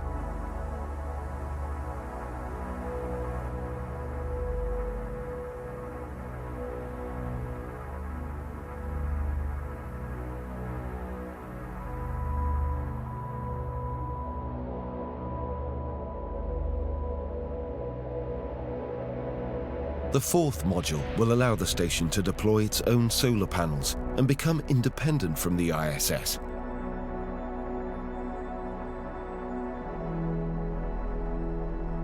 Eventually, Axiom Station will detach and orbit independently from the ISS.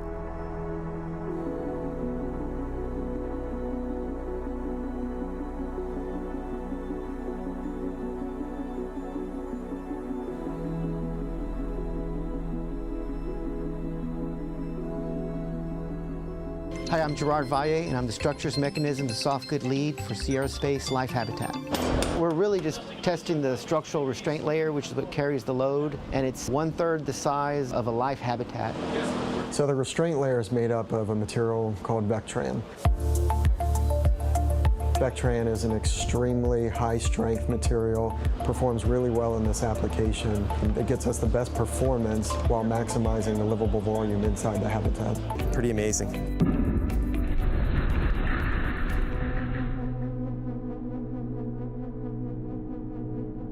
Sierra Space has been successful in developing their inflatable modules and are also developing their own spacecraft, the Dream Chaser, to service the station called Orbital Reef.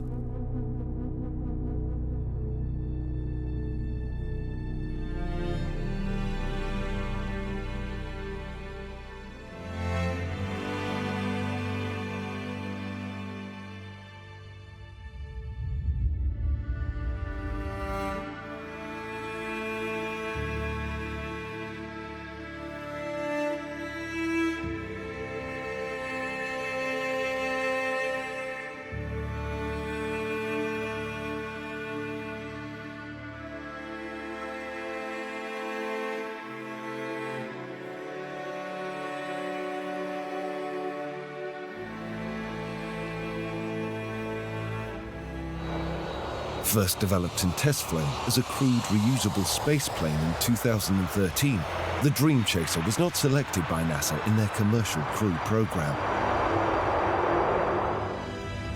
However, Sierra Space persisted with an unmanned cargo version and have built 3 so far.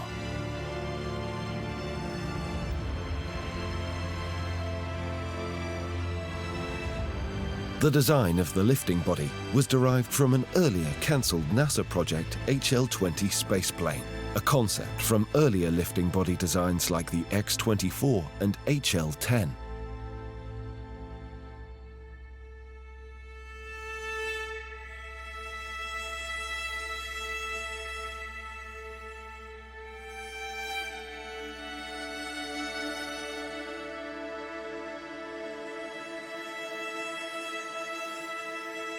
To be launched conventionally on a Vulcan Centaur or Ariane space rocket, and to fly back to Earth and land on a runway like the Space Shuttle.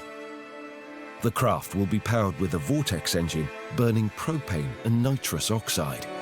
It will be able to carry 5,000 kilograms of payload to the orbital reef, and eventually a crewed version will be capable of delivering between 3 to 7 crew while paying tourists.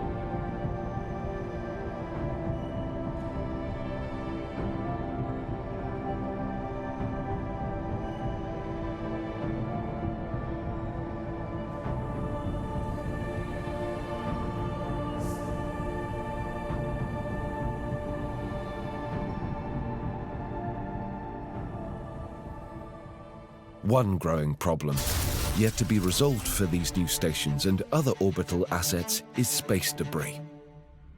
At the moment, the most known encounters are between active satellites and space debris. An example of such an event happened in 2009, where we had a collision between an active telecommunications satellite, Iridium, with an inactive space debris satellite, Cosmos. So this collision actually resulted in thousands of fragments, and many of them are still in orbit. The danger of space junk destroying operational satellites and even manned spacecraft is a growing concern.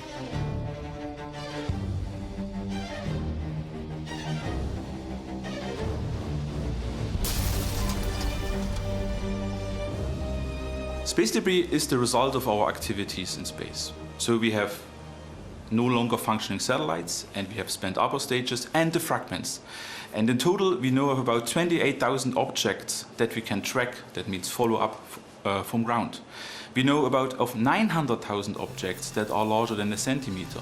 And we know of about 128 million of objects larger than a millimeter. And that shows that the largest contribution in numbers are these small fragments. And unfortunately, collisions and explosions are forecast to continue in space, and that means the population will still grow. We are launching more and more. In the past, it was only the big space nations, let me call it their way, that were launching. By now, space has been opened up to commercial activities, and therefore we see more and more satellites being launched. Is this an issue for space debris? I would like to say no, if people behave properly.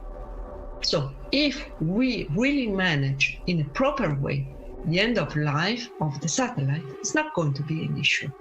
The point is, will we manage those satellites in a proper way, yes or no? And we see that there is a tendency still to disregard what do I do with my satellite once it reaches end of life, and not consider it since the very beginning. Situation has improved a lot in the past 10 years, but we still have to do some teaching on how important it is to be considered since the very beginning of the design of a project. Several concepts are in play to remove this orbital debris.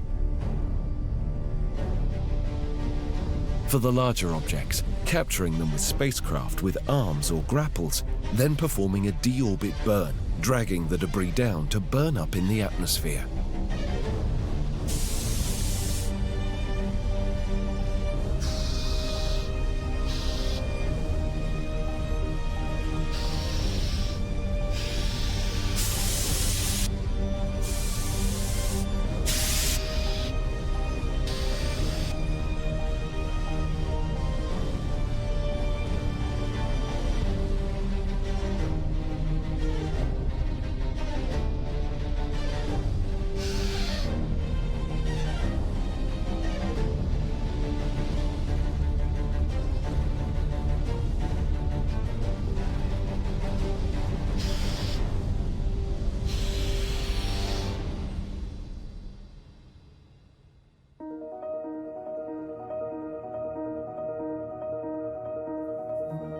There is another resource available in orbit: sunlight.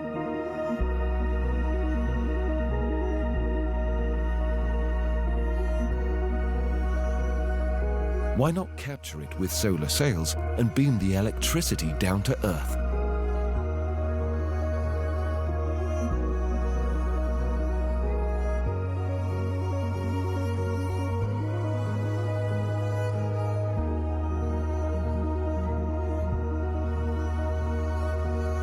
Massive solar farms comprising of many small mass-produced solar satellites launched into orbit on low-cost reusable rockets.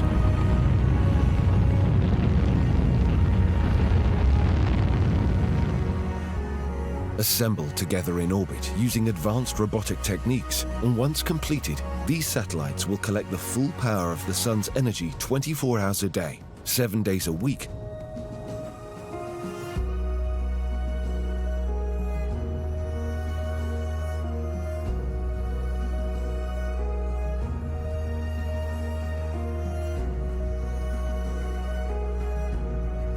And beam it wirelessly down to Earth to receiver stations, which will turn it back into electricity and deliver it to the grid.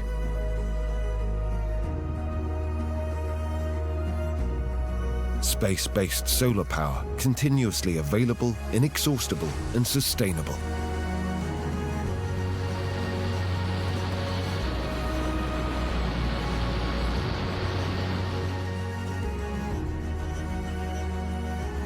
A scalable energy source that could help meet the world's clean energy goals.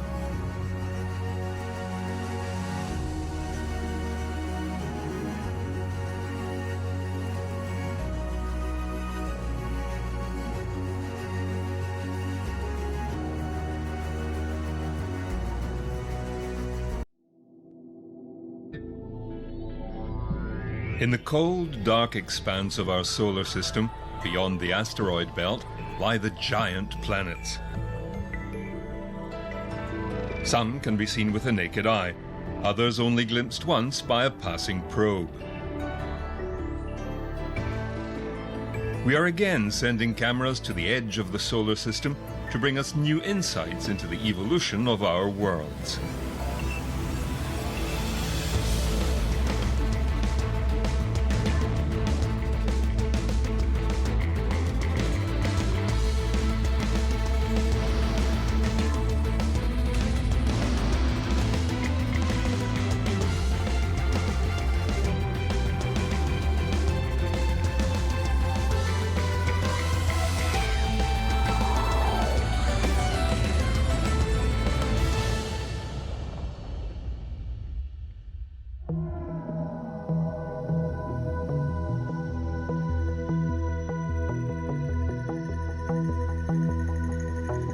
Pioneer 10 and 11 made the first passage through the asteroid belt, leading the way for the venerable Voyager missions.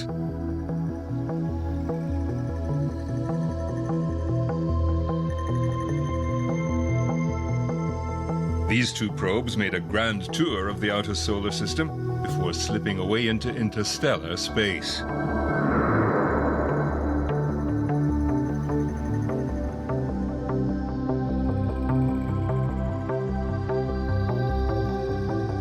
Jupiter, the first and greatest of the outer planets with its broiling sky, has had fleeting visits from other missions like Ulysses, Galileo, and Cassini, each adding to the mosaic of Jupiter and its violent atmosphere.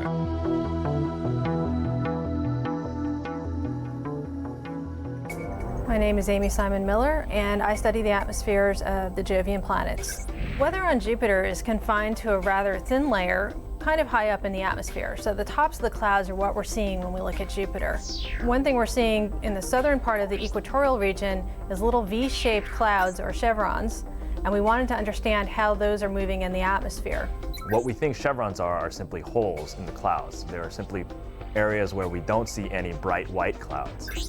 The Cassini mission flew by Jupiter in the year 2000, and because it was a slow, distant flyby, we got a lot of coverage of the planet over a long time period. So we were able to put those images together and make movies. Using these movies, we observed Rossby waves that cause north-south meanders in a jet stream south of the equator.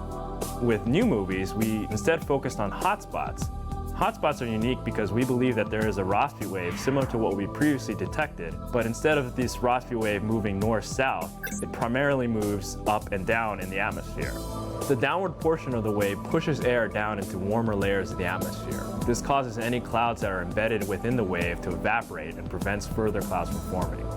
So at any given time, there are approximately 8 to 10 hotspots in Jupiter's atmosphere that are spaced roughly evenly apart from one another. We believe that each of the downward portions of this Rossby wave corresponds to the hotspots that we see on Jupiter. This new finding is exciting because it'll allow us to re-examine the Galileo probe data and allow us to better understand it and better place it in the context of Jupiter's overall global climate and atmosphere.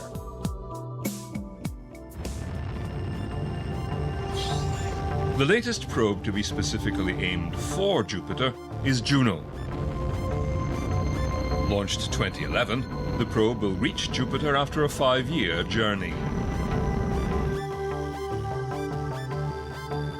Juno's goal is to investigate Jupiter's interior structure and magnetosphere and help improve our understanding of the formation of the planet and therefore the history of our solar system.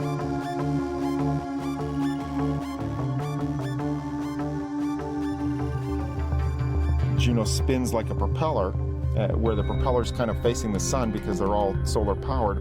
If you spin something, it stays spinning. It's like a gyroscope. We can use a spinning spacecraft to let each instrument get its turn to see Jupiter. We get to go very close to the planet, inside the radiation belts instead of outside the radiation belt. We're in a polar orbit, so by small adjustments of the timing, we can map the entire planet. We can get repeated stripes at different longitudes as Jupiter spins underneath us. It does mean that Juno is going to see the polar regions to a greater extent than with other spacecraft. But I think the most important thing is that it gets in very close to the planet as part of that ellipse, brings it in a few thousand miles above those cloud tops, very close, near the equator. We're going to go over the poles of Jupiter.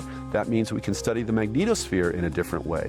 A magnetosphere is the sphere of influence of a magnetic field.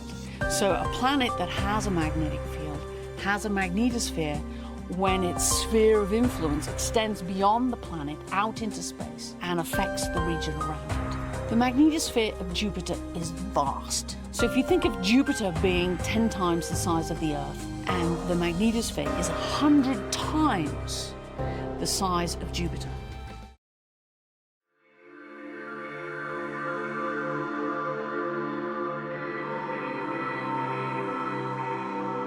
The Juno probe is the furthest NASA has sent a solar-powered spacecraft.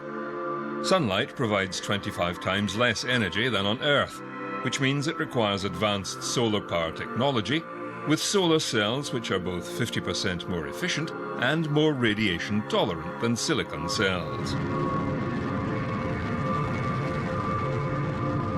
The craft also houses an electronics vault, which is radiation shielded to protect the electronics aboard from the intense and deadly radiation environment around Jupiter. The probe carries a full set of sensors: a microwave radiometer for atmospheric sounding and composition study, plasma and energetic particle detectors, a vector magnetometer, a radioplasma wave experiment and ultraviolet, and an infrared imager, plus a color camera called JunoCam.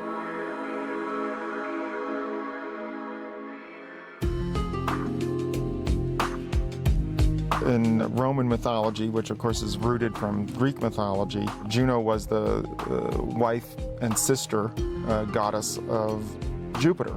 And Jupiter was sort of being naughty with some friends, so he cast a veil of clouds around himself and his friends. But of course, Juno was a fairly powerful god herself and used her powers to look right through the clouds and see the true nature of Jupiter and understand what he was really up to.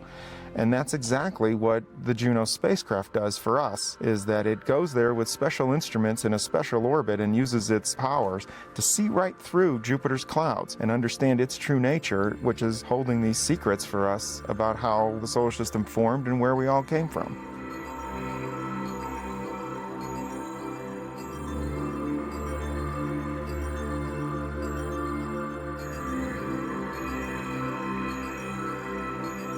A long-standing feature of the storms of Jupiter is the Great Red Spot.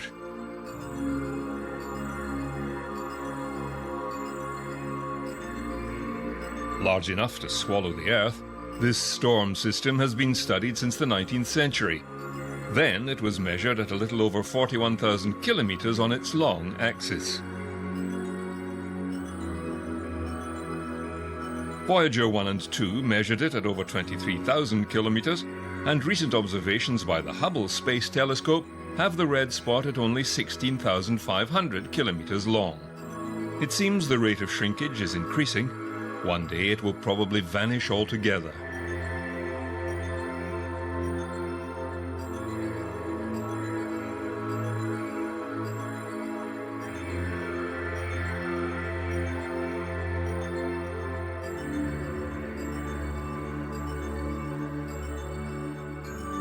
Juno will also help confirm the theory that Jupiter was the first of the planets in the solar system to form from the primordial disk of dust and gas some 4.6 billion years ago.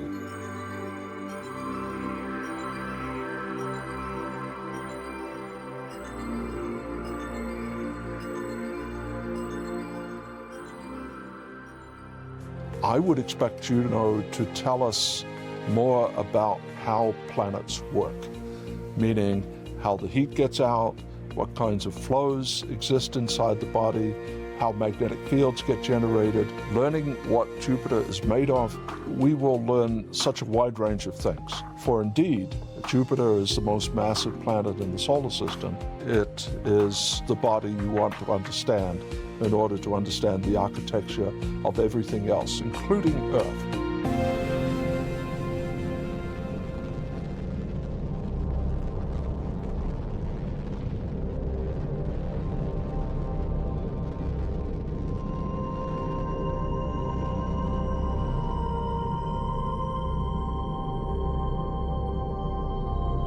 Juno's year-long mission will end with a deorbit burn and a slow descent into the upper atmosphere, where it will continue to send back scientific data until its destruction.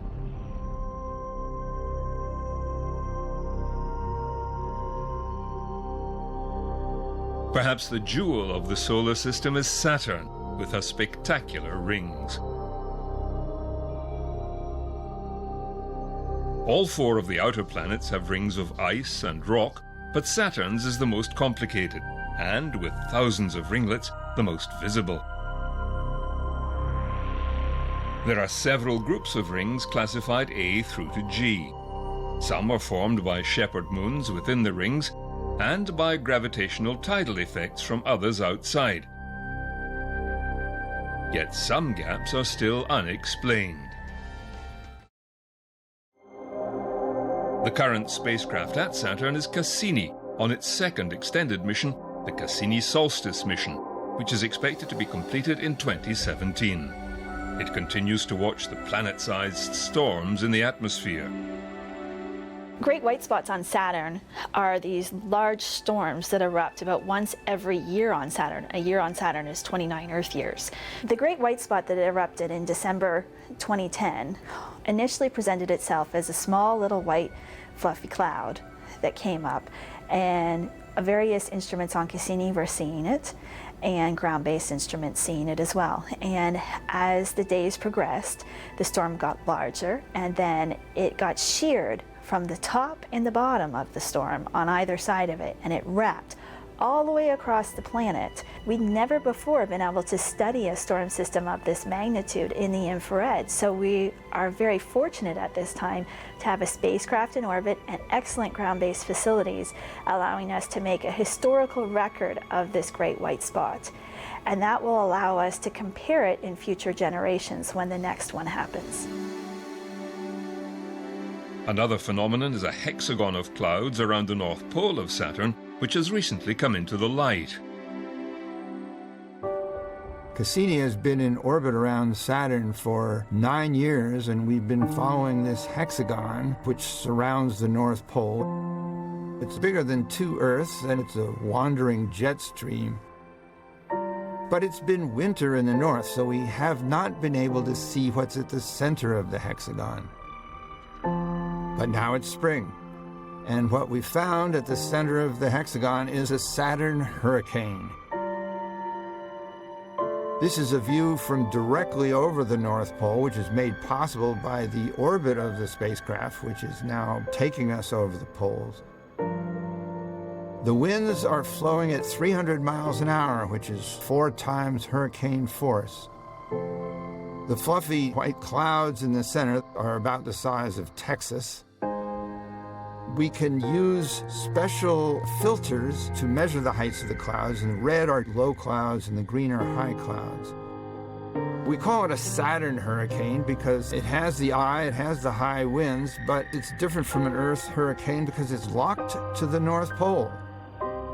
And unlike a terrestrial hurricane, there's no ocean underneath. And that's one of the puzzles we're trying to figure out.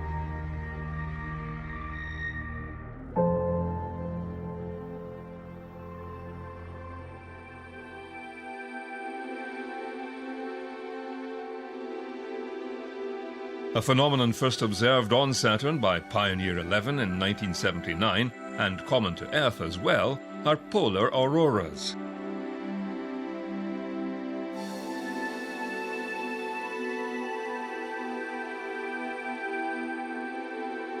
These magnetic-generated light shows are far more spectacular on Saturn, rising hundreds of miles above the planet's poles. And unlike on Earth, where bright displays fizzle after only a few hours, auroras on Saturn can shine for days.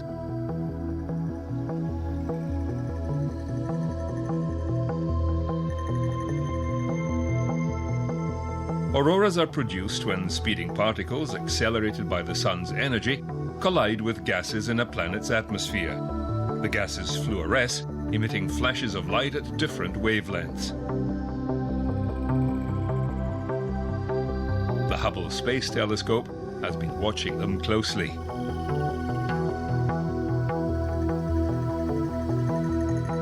Starting in 2016, ending in 2017, these orbits will take us up and over the north and south poles of the planet. We're actually going to dive in between the innermost edge of the D-ring and the upper atmosphere of the planet itself. From that, we're going to learn how is Saturn constructed from inside out. We'll also get the magnetic field of the planet, the mass of the rings for the very first time, and get to sample a place that no spacecraft has ever flown before. This is a mission that cannot be duplicated. So we really want to take advantage of this opportunity to observe seasonal variation in the system.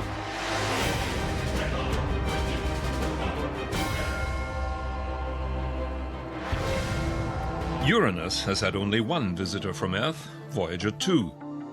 Like the other gas giants, Uranus has a ring system, a magnetosphere, and numerous moons. There the similarities end. Images from Voyager revealed a featureless atmosphere with no cloud patterns or storms. Uranus differs in its orientation as well. Tilted onto its side, its poles lie where other planets have their equators. Its magnetosphere is off-center and tilted as well, generating an unusual asymmetrical field. This causes Uranus's auroras to be well off the poles. Observations from Earth have shown seasonal change and increased weather activity as Uranus approached its equinox in 2007. The wind speeds on Uranus can reach 250 meters a second. Although there are currently no scheduled missions to Uranus, there have been several proposals put forward, both jointly from ESA and NASA and JPL, including both nuclear and solar-powered probes and an atmospheric descent probe. Ion propulsion is favored because it allows a greater mass to be sent to the planet. Ideally, a probe could be launched in 2020 with a 13-year cruise to Uranus. As this is considered a low-priority mission, no funding has yet been allocated.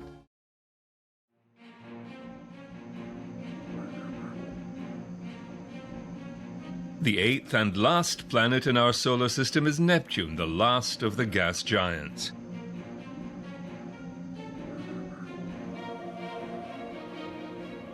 Made of hydrogen and helium, it has trace amounts of methane, which gives the planet its beautiful blue color.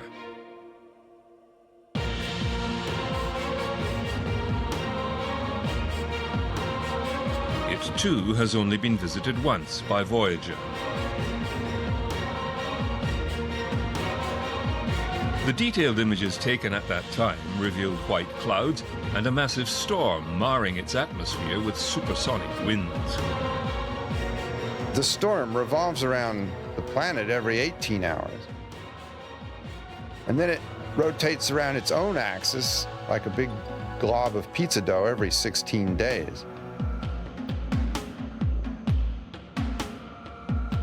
Voyager also identified a ring system and confirmed 14 moons.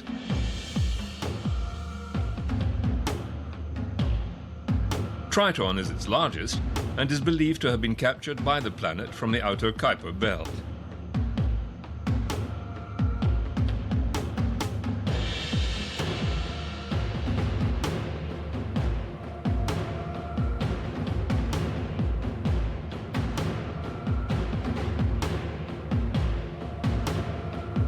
Voyager also discovered Neptune's magnetic field was off-center and tilted, not unlike Uranus. Both Uranus and Neptune have had very little close-up study, and various missions have been proposed to fill the gap in our understanding of these ice giants.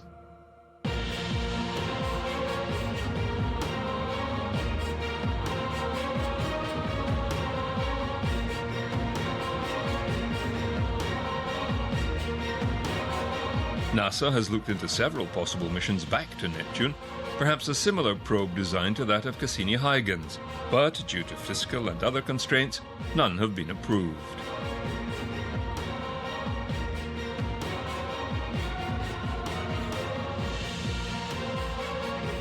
The Voyager mission to the outer planets has certainly been a journey of a lifetime. Having encountered Triton as the last world we would visit, I don't see how any of the scientists could have been happier. Next stop was Pluto. When New Horizons was conceived, built and launched, Pluto was still a planet. The downgrade to dwarf made little difference to its investigation.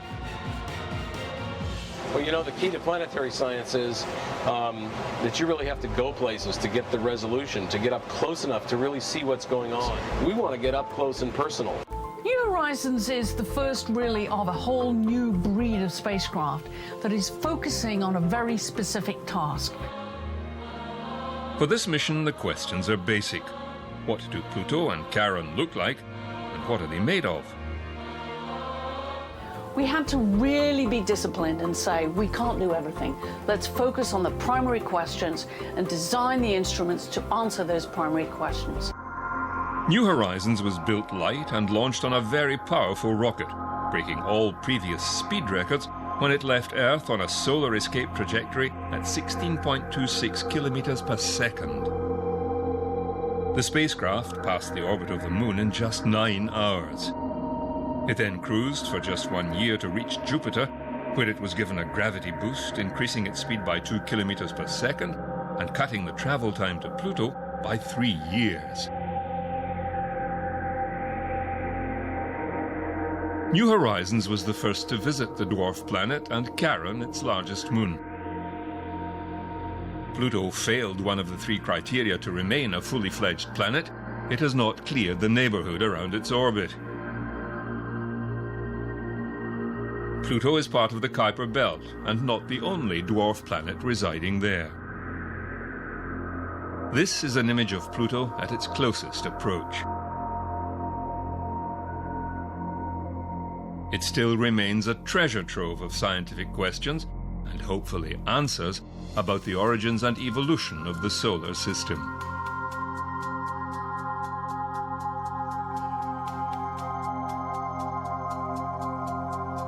From Pluto's flyby, it is on to the unknowns of the Kuiper belt.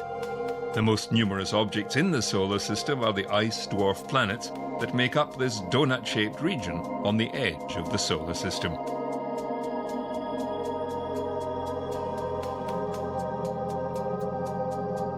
It's kind of like the asteroid belt, but much bigger. It has hundreds of times more objects in it than the asteroid belt. The spacecraft will visit some of these objects in its travels. Once you have the orbit, and we know where the spacecraft is and where it's going to be, we can figure out how much fuel the spacecraft is going to need to use to get to these objects.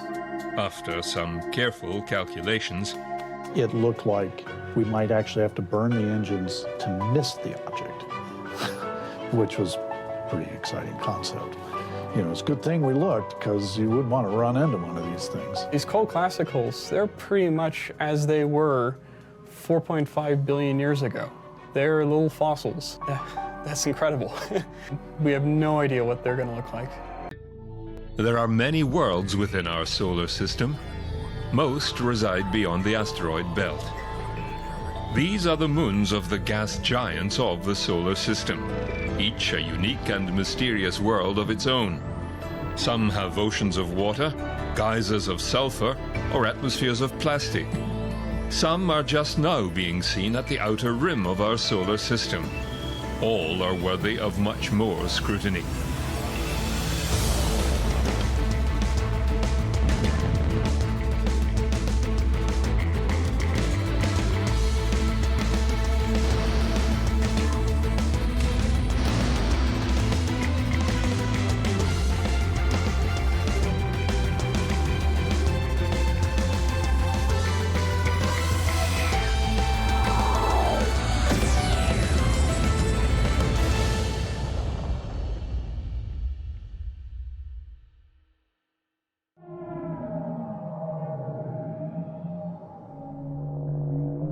Currently en route to the Jupiter system is the scientific probe Juno. It will be the first orbiter mission to Jupiter since the troubled Galileo spacecraft in 2003. Its task? To establish a highly elliptical polar orbit and study Jupiter in the greatest detail so far. Several other probes have made flybys of the system en route to other destinations. Some of these return fascinating data on the Jovian moons.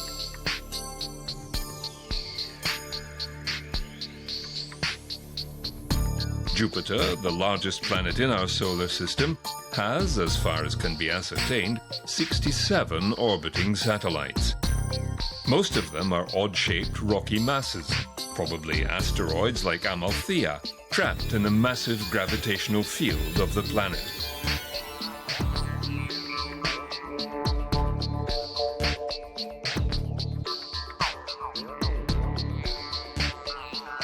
However, there are 4 major satellites of Jupiter, each large and dense enough to form spherical bodies. These are called the Galilean moons, named after the great Italian scientist and astronomer Galileo Galilei, who discovered them in 1610.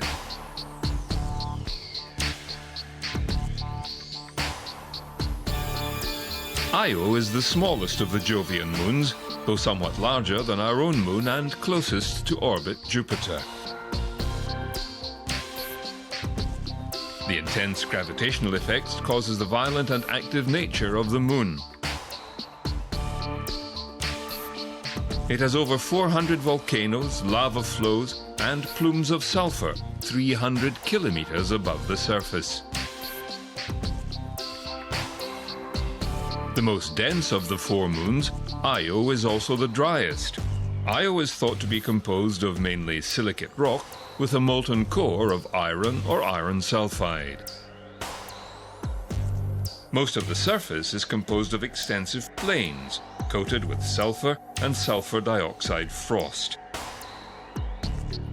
The surface is geologically young, which accounts for the lack of impact cratering. Unlike all the other planetary bodies, these craters have been covered over by volcanic activities. Numerous active volcanoes also eject material high above the moon and into orbit around Jupiter.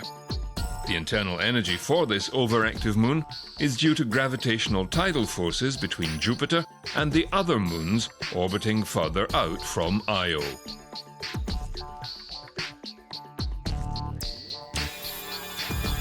Just slightly smaller than our own moon, Europa has an icy crust covering what is believed to be a salty global ocean capable of sustaining indigenous life.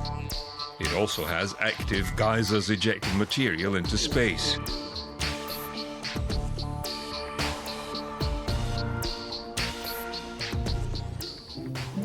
So how do we think we know that Europa's ocean exists?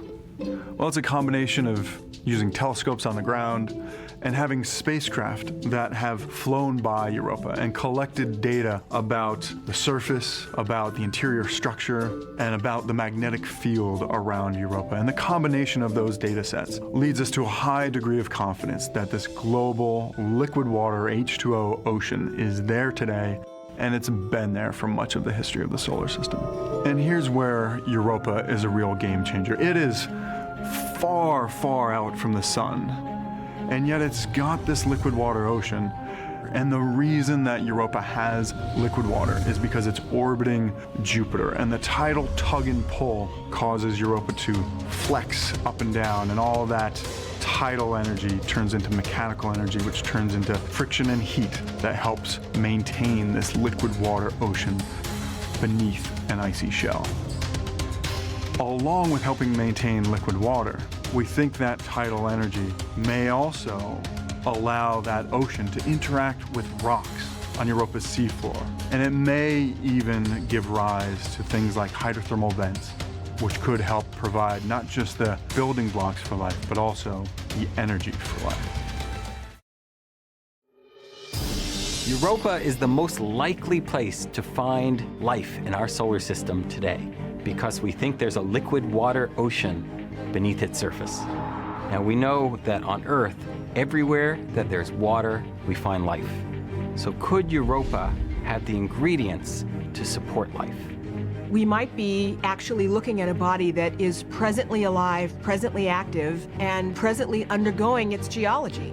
There is too much evidence right now lying around on the surface, the red stuff, that suggests that something's going on there. Is that an environment that is habitable for any sort of life form? By golly, we really have got to go back and figure that out. We have designed the Europa mission to take a spacecraft and its set of instruments all the way from planet Earth to Jupiter. Previous mission concepts were for a spacecraft that would orbit Europa, but Europa is bathed in radiation from Jupiter. Any mission that goes in the vicinity of Europa is cooked pretty quickly. Instead, we're looking at a mission that will orbit Jupiter, make close flybys of Europa, and then zip out of the high radiation region. This allows us to have a mission that's many years long and to collect and transmit lots and lots of data. As Europa orbits Jupiter, it flexes, and we could measure the gravitational change of Europa by encountering Europa at different points in its orbit. On a typical flyby, we would turn on our remote sensing instruments, we would image the surface, we would interrogate the surface with spectroscopy, and we would do the same thing on the way out. And we would essentially rinse and repeat, and do this many, many times until we understand Europa globally. Images from the Hubble Space Telescope tell us that Europa might be emitting plumes of water high into space.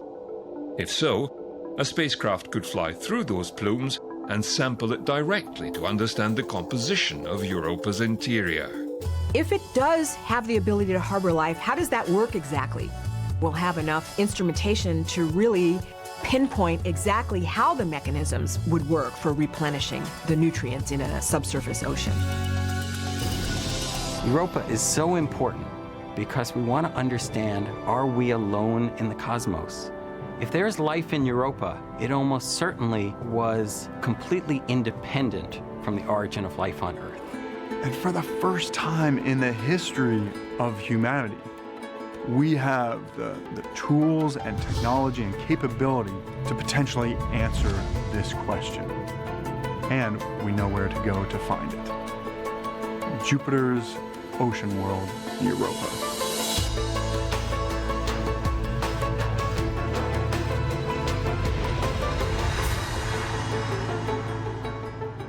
The Europa Clipper mission has passed preliminary development and strategy proposals and acquired further funding. The European Space Agency has been invited to develop an additional probe to ride along with the Clipper, as with the Cassini-Huygens mission, and either land or impact on the Moon's surface. The nominal Europa Clipper mission would perform 45 flybys of Europa at altitudes varying from 2,700 to 25 kilometers. A proposed launch window would be in 2025. If launched with NASA's new SLS heavy lift rocket system, the probe would take less than 2 years to reach Jupiter. Otherwise, it will be a 6.5-year flight.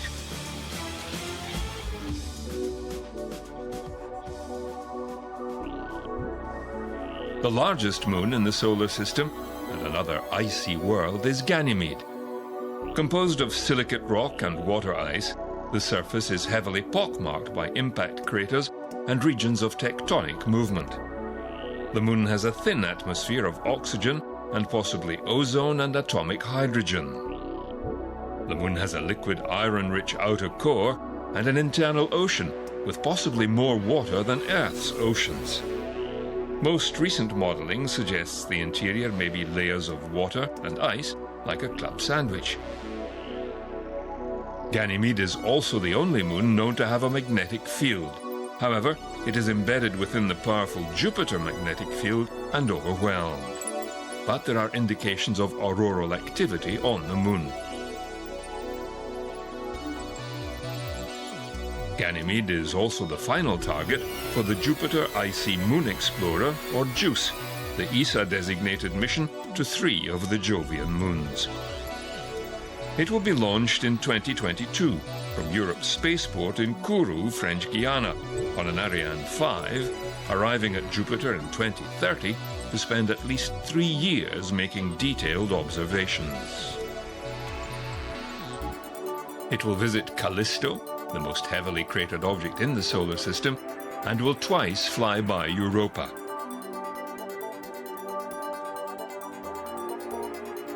Callisto is the 4th and most distant of the Jovian moons from Jupiter, and outside the main radiation belt of that planet.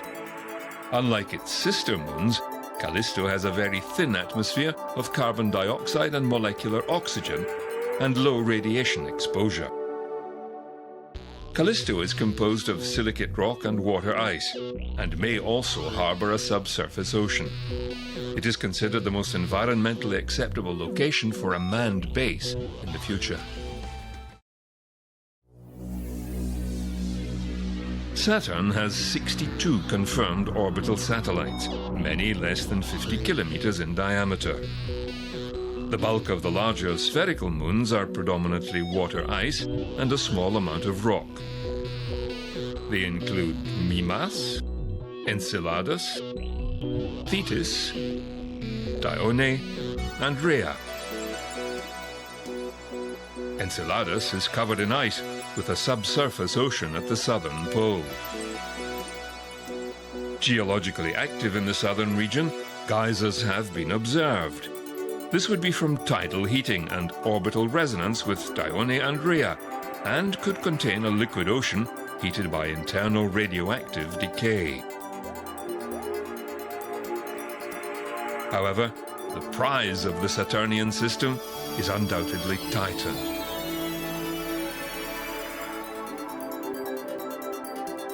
Titan is the only moon with a dense atmosphere, and, other than Earth, the only body to have stable bodies of surface liquid. It is larger than both the planet Mercury and our own moon. Cassini deposited the probe Huygens on its surface in 2005. Titan is Saturn's largest moon. It's actually the 2nd largest moon in the solar system, and it's the only moon in the solar system that has a large and substantial atmosphere.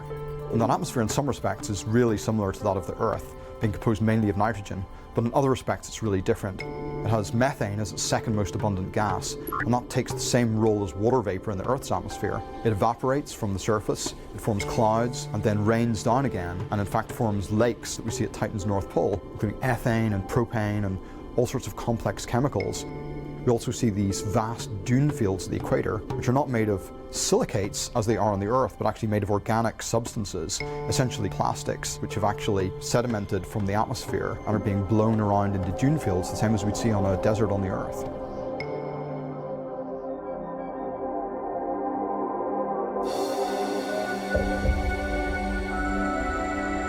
And through this we can detect which molecules are in the atmosphere. We see all the molecules that were previously discovered by Voyager.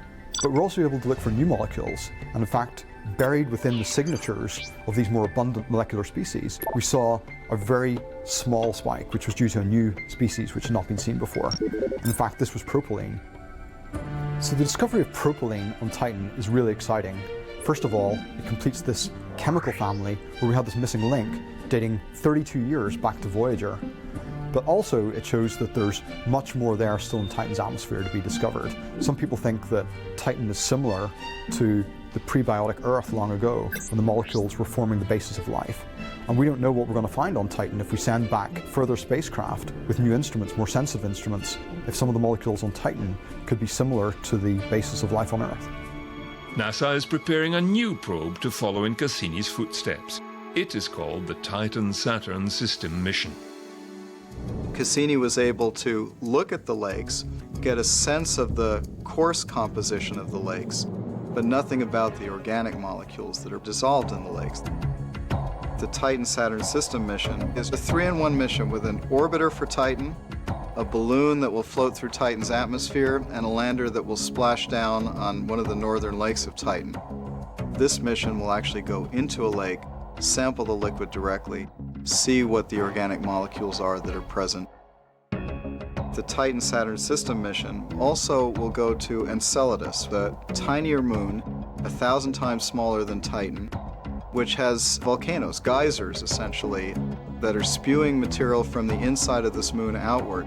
And it's a chance to see whether there might be molecules that would indicate that life has actually formed within the source region of these geysers.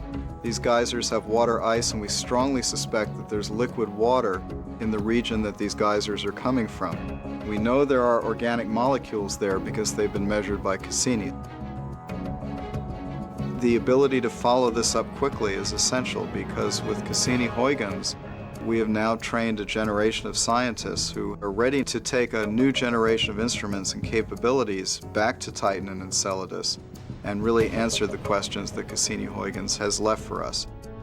And that continuity of knowledge and of enthusiasm is essential and very difficult to maintain in the outer solar system because trip times are so long. The Titan-Saturn System Mission really is Jules Verne realized. It's a kind of planetary exploration that we have never ever done before anywhere else in the solar system and can only be done on Titan. This mission will touch the human heart in terms of the way it's exploring this fascinating world. It will be floating on the surface of a lake. It will be floating through the atmosphere. It will be revealing the entire surface from orbit at the same time. As we think of exploration, of unveiling a new world, it's exploration in the true sense of the word.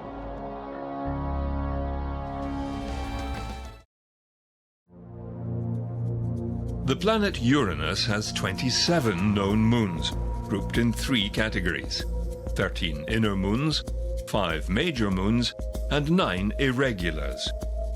Only Voyager 2 has passed by these worlds. There remains much to learn. The major moons in order from the planet are Miranda, Ariel, Umbriel, Titania, and Oberon. 4 of these moons have known internal processes such as volcanism and surface canyon formation. Miranda is the smallest of Uranus's round moons and one of the smallest objects in the solar system to be spherical under its own gravity. Strangely, it also has the tallest cliffs in the solar system.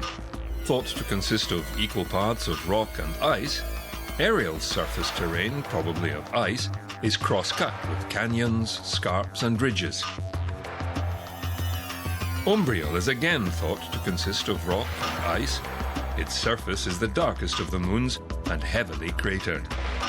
The surface seems to have gone through some form of surface heating that destroyed its very early features. Titania is the largest of Uranus's moons. Similar in composition, heavy cratering has been obscured by changes to the surface through some heating event like its sister Umbriel. Titania may have a tenuous atmosphere, as carbon dioxide and water ice have been detected on its surface. Oberon, the outermost of the spherical moons, seems similar to the others: ice and rock and heavily cratered. The surface has numerous scarps and graben from crustal movement. The there are currently no plans to revisit these worlds. Neptune has 14 known moons, categorized into two groups, the regulars and the irregulars. The inner 7 moons orbit normally. The remaining half, including its largest moon, Triton, orbit in either an eccentric, inclined, or retrograde motion. Triton orbits in the opposite direction to Neptune's spin. Scientists believe it was probably captured by Neptune's gravity in the early days of the solar system. Triton has an atmosphere that forms clouds and haze, and is the only moon closely observed by Voyager on its flyby of the system. However, Neptune plays a very important role at the edge of the solar system. The planets formed from a disk of dust surrounding our Sun billions of years ago. Remnants of this disk still remain. The rocky asteroid belt influenced by Jupiter, and the icy debris cloud beyond Neptune. Neptune creates a ring structure in the dust cloud which features a gap where the planet itself resides. And this gap should make it fairly easy to tell where Neptune is from afar, even at distances where the planet is too dim to detect directly. The supercomputer simulations that Mark Kushner and I performed also allow us to see what the dust in the solar system may have looked like when the solar system was much younger. In effect, we can go back in time and see how the distant view of the solar system may have changed. When we included collisions between dust particles, we were really amazed by what we saw. Dust collisions change Neptune's gravitational imprint. The gap in the ring structure disappears. Over billions of years, Neptune shepherds the dust cloud into an outer ring to what is now called the Kuiper Belt. The New Horizons spacecraft is exploring this region with its first flyby of the enigmatic Pluto and its moon Charon. Charon is the largest of Pluto's 5 moons. The other 4 orbit in erratic motion around the Pluto-Charon pair. Nix and Hydra are both odd-shaped, contributing to their erratic orbital motions. This is Hydra, taken by New Horizons from a distance of nearly 650,000 kilometers, revealing its irregular shape. Pluto was the first of these trans-Neptunian objects detected, and first thought to be a 9th planet. And then Pluto was this kind of, odd guy out. It was this little object at the edge of the solar system. And then when we found all these other Kuiper Belt objects, this is kind of almost a 3rd type of object. So for the first time ever, we'll be able to fly by a brand new object, an object that's been forming for billions of years, and understand what outer parts of the solar system are all about. Pluto is the first of the Kuiper Belt objects, or KBOs, to be seen up close. There are many other KBOs, or dwarf planets, awaiting detailed scrutiny, such as Eris, almost the size of Mercury, and Quaoar, the first KBO discovered. The most eccentric orbit belongs to Senda, which has an elliptical orbit of 11,000 years, taking it to the icy Oort cloud at the edge of the solar system. The Oort cloud will one day become the new frontier. It rises in the east and bathes our planet in light. It powers the machinery of nature, our weather, encourages and sustains life on land and at sea, where it warms our oceans from pole to pole. When it sets in the west, it reveals to us its many billions of sibling stars, populating the night sky. We study our sun closely, and like a Rosetta Stone, it can reveal the secrets of all the other stars.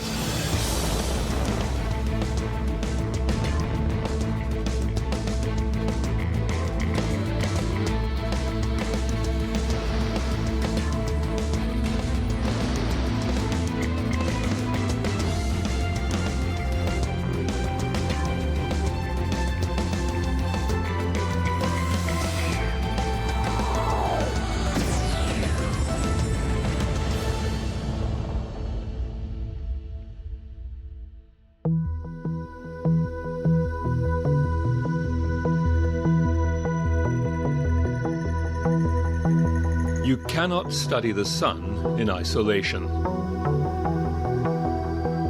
The influence of its power throughout the solar system it created is persuasive and dominating. The heliosphere is an immense magnetic bubble extending beyond the orbit of Pluto. It contains the solar wind of high and low-speed energetic particles and plasma that originate at the surface of the sun. After traveling for 36 years and 19 billion kilometers, the Voyager 1 spacecraft has reached the edge of this heliosphere. Voyager 1 has left the bubble around the sun and entered interstellar space, the space between stars. There, it still senses the shock waves emitted by the sun, which sound like this.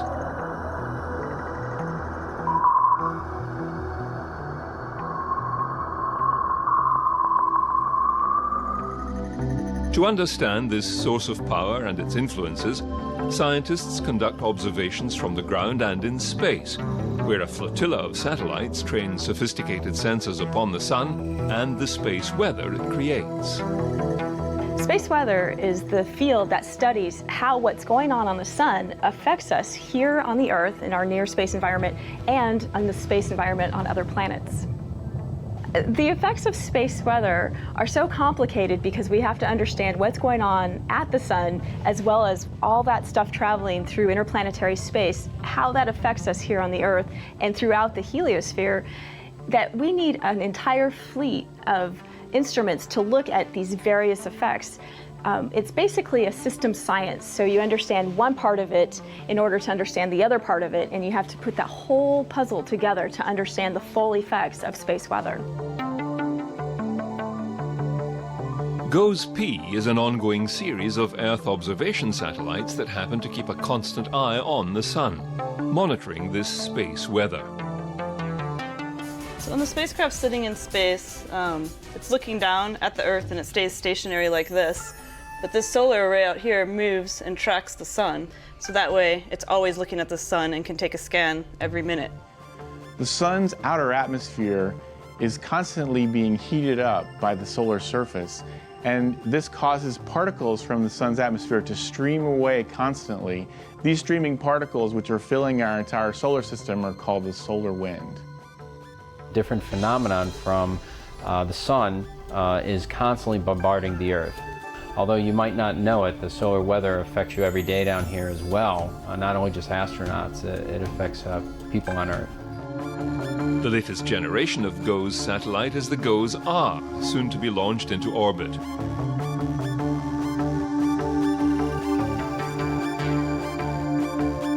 Other low Earth orbiting platforms include ESA's microsatellite Proba-2, testing new technology, and PICAR, sponsored by CNES, the French space agency.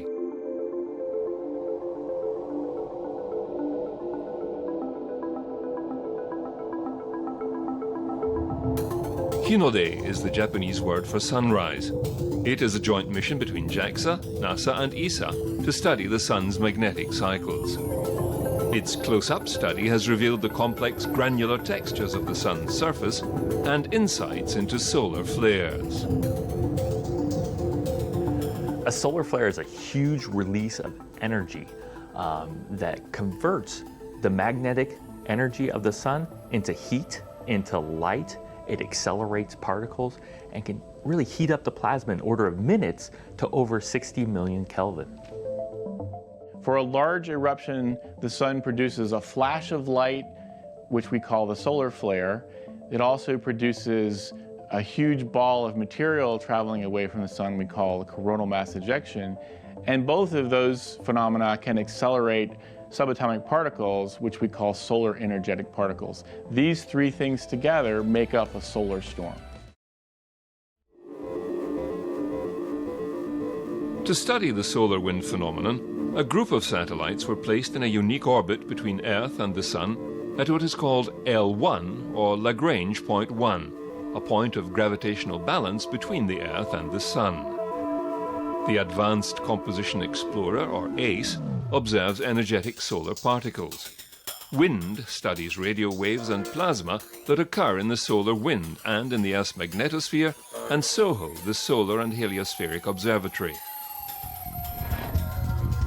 Using SOHO and using a technique called helioseismology, very similar to seismology on the Earth, we were actually able to see inside the sun.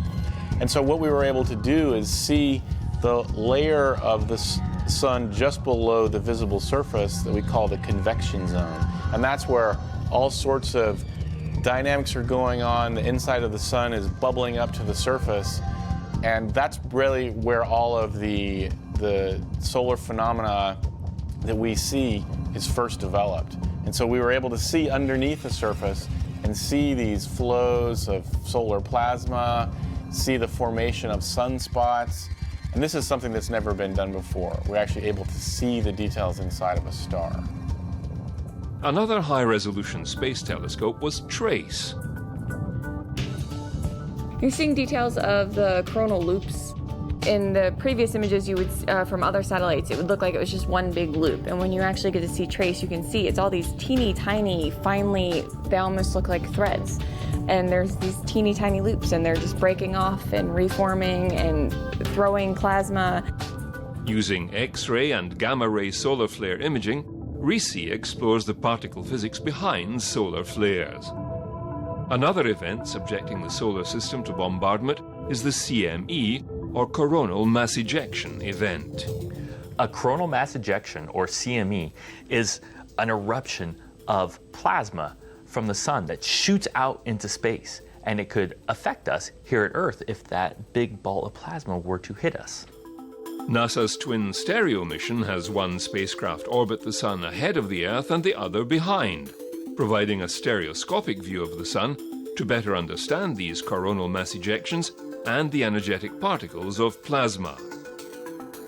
Solar energetic particles are particles of plasma that are accelerated at the flare site from the energy that's released in the flare. And these particles could be accelerated up to almost 80% of the speed of light. And a coronal mass ejection, when it's traveling so fast, creates a shock, and that can create solar energetic particles. In 2009, NASA commenced a new scientific program called Living with a Star. The crown jewel of this program is the Solar Dynamics Observatory, or SDO, the most advanced spacecraft ever designed to study the sun and its dynamic behavior. The program's goal is to develop the scientific understanding necessary to address those aspects of the sun that directly affect us here on Earth. The spacecraft provides 16-megapixel ultra-high-definition imagery of the sun in 13 different wavelengths. From extreme ultraviolet frequencies to the helioseismic and magnetic imager and the atmospheric imaging assembly, each wavelength was selected to highlight a particular part of the sun's atmosphere. The results are stunning. They reveal fine details from the solar surface to the upper reaches of the sun's corona.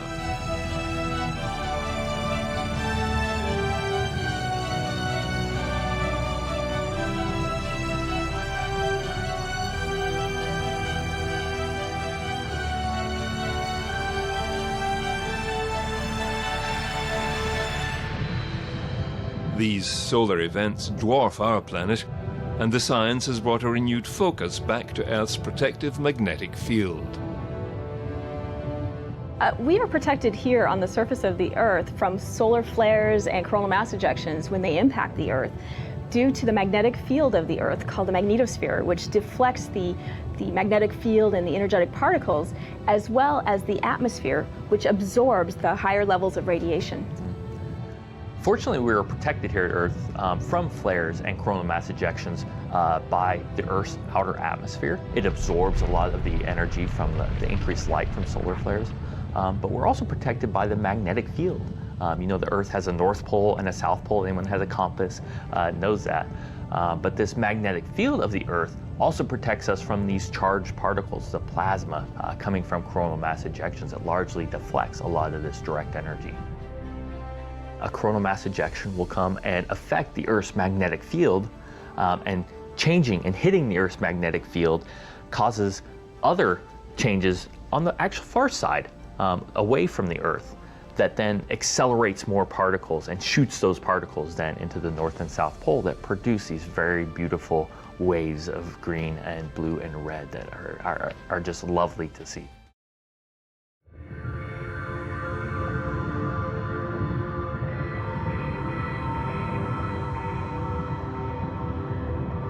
The sun is powered by a process called fusion, and that happens at the very core of the sun, where it is so intense, so hot, and so dense that protons fuse together and create helium. And this process fuels the sun and creates energy. As the energy moves outward, boosted by magnetic fields, the temperature drops. Up until that point, everything makes sense in that the hottest part is in the middle and everything gets gradually cooler as we move away. But then something very interesting starts to happen, which is that it starts to get hotter again.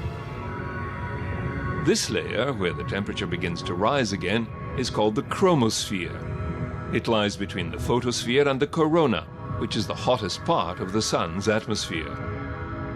To discover how this corona is powered, another mission called IRIS was launched in 2013.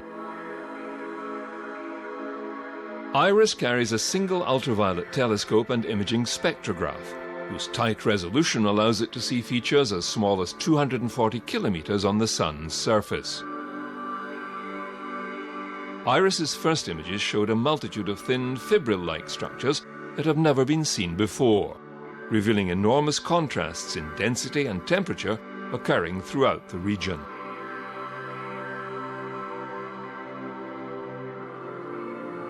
The light from the chromosphere is difficult to interpret because of the complicated interaction that the light has with the matter.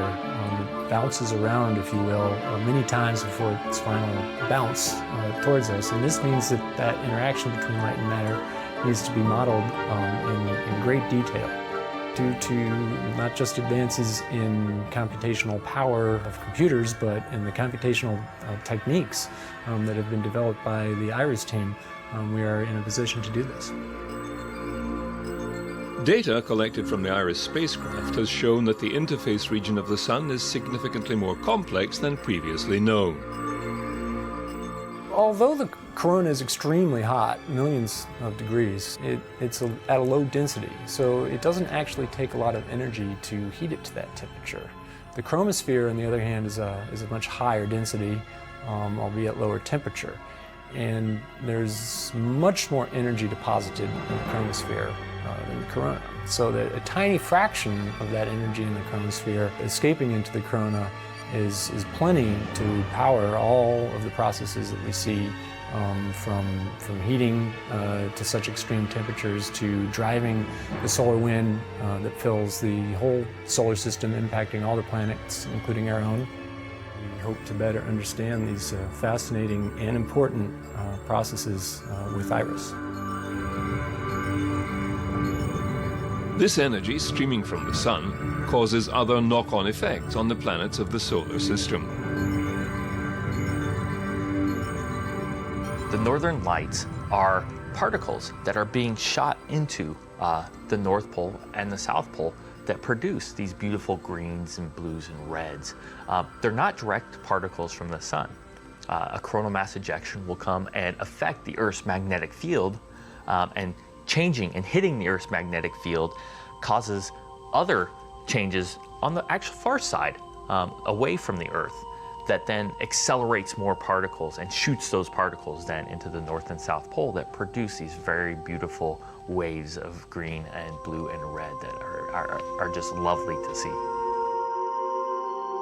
Armed with more questions about the solar wind and energetic particles, NASA launched a pair of probes into Earth orbit. Named after the famous scientist who discovered the radiation belt surrounding our planet, the Van Allen probes were dispatched to study the radiation phenomenon and the magnetic fields around the Earth in greater detail. During the course of geomagnetic activity, disturbances caused by flares on the sun, by big blobs of plasma coming out from the sun towards the Earth, the Earth's magnetic field is battered and shaken. Some of that energy is captured in the Earth's magnetic field, and through a variety of processes, that energy energizes particles in the Earth's radiation belts up to energies that are hazardous to spacecraft and astronauts. The two spacecraft are focused on the dynamic radiation belts in the Earth's inner magnetosphere. They're the only spacecraft that focus on those. Consequently, they're a critical component in the series of phenomena that link the Sun to the Earth.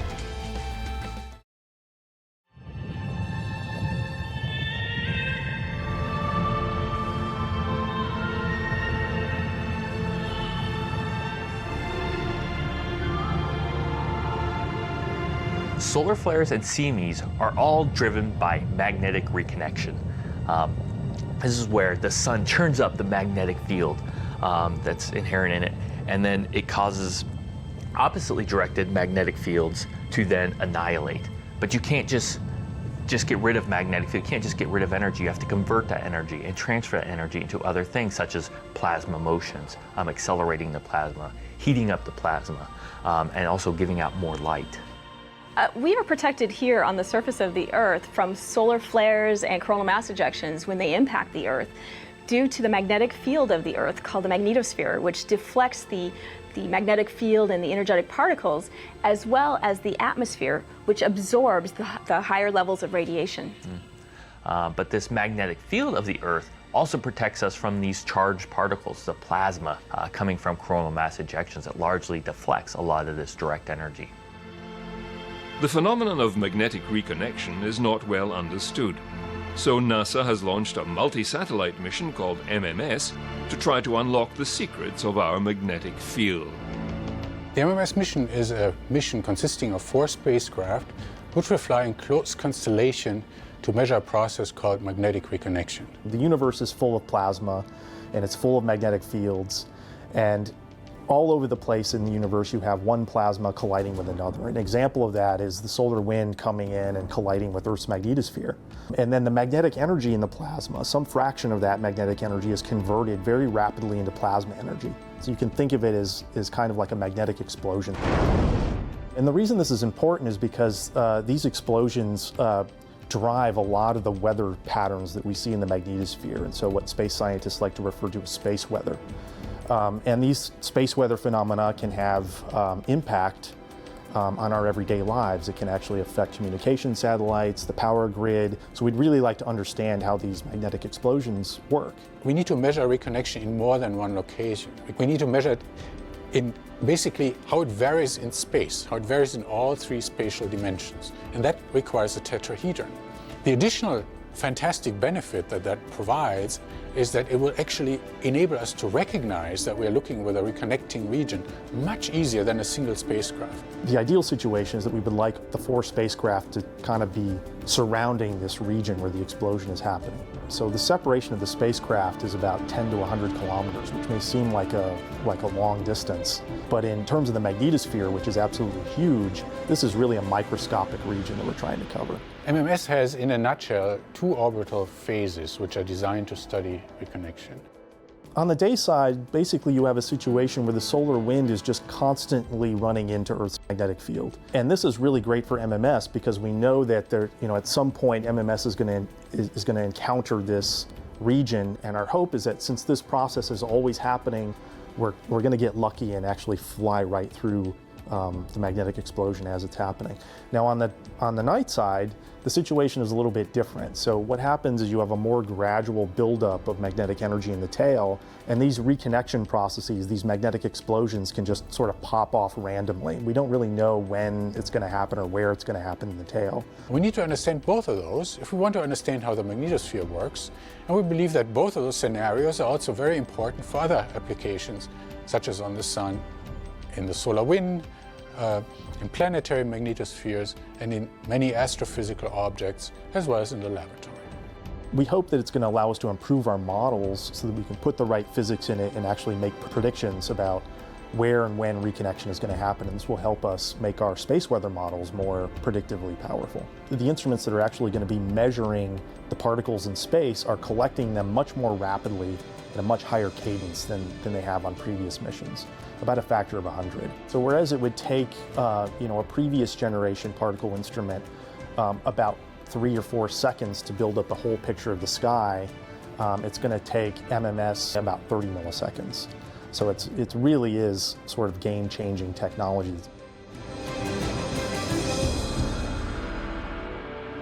The current 24 or so operating satellites will be enhanced with new missions under development. The Japanese Space Agency will be launching their next solar physics satellite, Solar-C. The Indian Space Agency will be launching Aditya to study the Sun's coronal mass ejections and magnetic field structures. The Deep Space Climate Observatory will maintain real-time solar wind monitoring capabilities critical to the accuracy and lead time of space weather alerts and forecasts. The European Space Agency's Solar Orbiter will be launched in 2018 and fly closer to the Sun than the planet Mercury to study how the Sun creates and controls its heliosphere. Also planned for a 2018 launch is NASA's Solar Probe Plus. It will approach the Sun more closely than any other probe before, at just 3.8 million miles from the surface of the star. Scientists have long wanted to send a probe through the Sun's outer atmosphere. The spacecraft will be exposed to temperatures approaching 1,370 degrees Celsius. Together, they will continue to monitor, study, and discover the secrets of this nuclear anvil that supplies us with light and life. Aside from the science, the images captured reveal to us the beauty and power of this, our nearest star, in all its grandeur.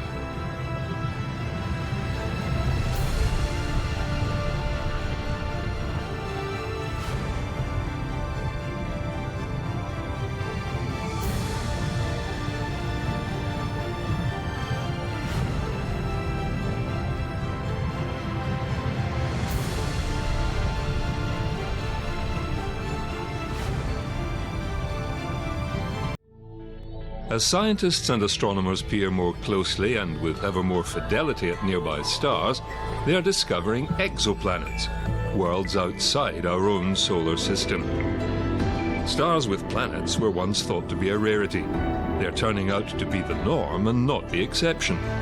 With some confidence, scientists now calculate there could be as many as 40 billion Earth-like planets in our Milky Way galaxy alone.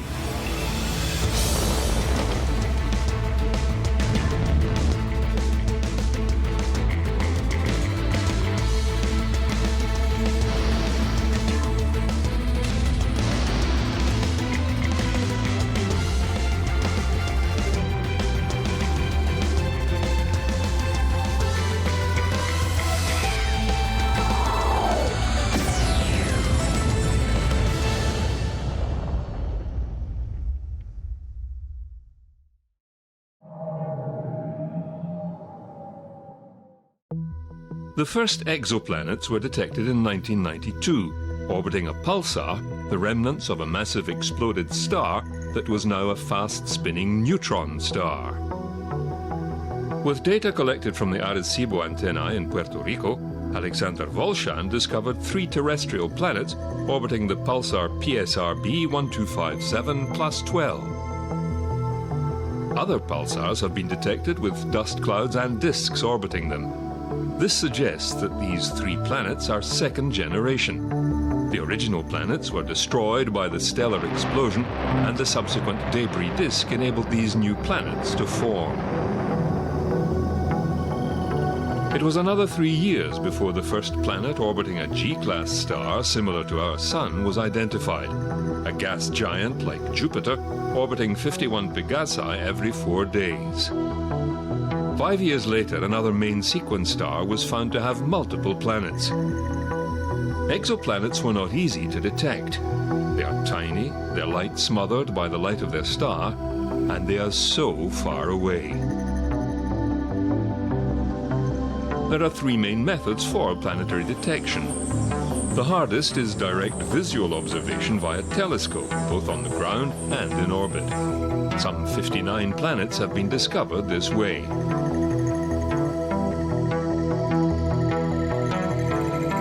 More indirect methods are employed, one of which is the radial velocity method. As a planet orbits, its gravitational pull causes the parent star to move back and forth. This tiny radial motion shifts the observed spectrum of the star by a correspondingly small amount because of the Doppler shift. With supersensitive spectrographs, the shifts can be measured and used to infer details of a planet's mass and orbit. The 3.6-meter telescope at La Silla, Chile, has such a spectrographic instrument called HARPS and is the leading exoplanet hunter. This is Tau Boötis, one of the first planets discovered utilizing this method. 51 light-years from Earth, this planet is massive, some 4 times the mass of Jupiter. So far, over 600 planets have been detected by this method. Another observational tool, and the most successful to date, is the transit method. A planet that passes in front of its parent star relative to us produces a slight dimming of the star's light, which can be detected by sensitive instruments. Some 1,200 have been located this way. Until now, it was expected that exoplanets would orbit in more or less the same plane and in the same direction as the star's rotation. However, new results unexpectedly show that many exoplanets actually orbit at a large angle to their star's spin axis. In the case shown here, WASP-8b, the orbit is completely reversed. There are other tools and techniques in the planet hunting toolbox, including microlensing, occultation and TTV or transit timing variation. Often more than one technique is used to verify findings. In fact, revisiting a planet after some time for verification can lead to surprising results, as in HD 189733b, a hot Jupiter-type planet. On revisiting it, Hubble discovered the atmosphere was being stripped from it by a violent stellar flare.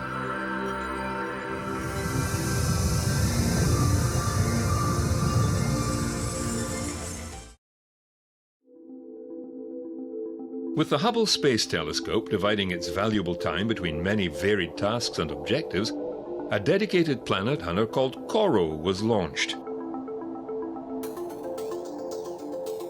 The mission was led by the French space agency, CNES, with contributions from ESA, Austria, Belgium, Germany, Spain and Brazil. Launched in 2006, the mission lasted 7 years. It located 2 planets around the star COROT 7, one of which was the first found to display a density similar to Earth's. In all, it located 32 planets, and 100 others are awaiting confirmation. The NASA Spitzer Infrared Space Telescope was launched to study protoplanetary and debris disks around stars and the curious brown dwarfs, often referred to as failed stars. Spitzer's infrared capability quickly led to numerous planetary discoveries and infrared mapping of other known planets, like hot Jupiter HD 149026b. Some 256 light-years away in the constellation Hercules, a planet dubbed a hot Jupiter, it is a sweltering 2040 degrees Celsius, the hottest planet yet detected, and also the darkest, reflecting no sunlight back into space. It speeds around its star every 2.9 days. A world just 2/3 the size of Earth, one of the smallest on record, and only 33 light-years away around the star GJ436, planet UCF-1.01 might be the nearest world to our solar system that is smaller than Earth. The planet, a rocky world, orbits so close to the star that the surface is probably molten. As with HD 189733b in the constellation Vulpecula, it appears to be tidally locked to its star, showing only one face as it orbits. Spitzer was able to distinguish the various temperatures of its clouds from 650 to 1700 degrees Celsius. Thermal imaging of these hot giants has provided more details of these distant worlds. In 2009, the game changed with the launch of the Kepler Space Observatory.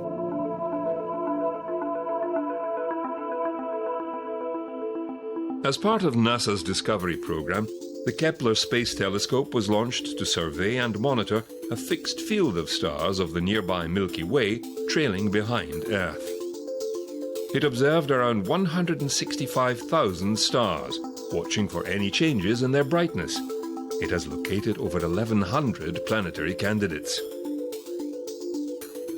Now these are candidates, but most of them, I'm convinced, will be confirmed in the coming months and years. That's more than all the people have found so far in history. A veritable menagerie of planet types is emerging, like Kepler 16b, orbiting 2 stars, ice worlds and water worlds like Gliese 1214b.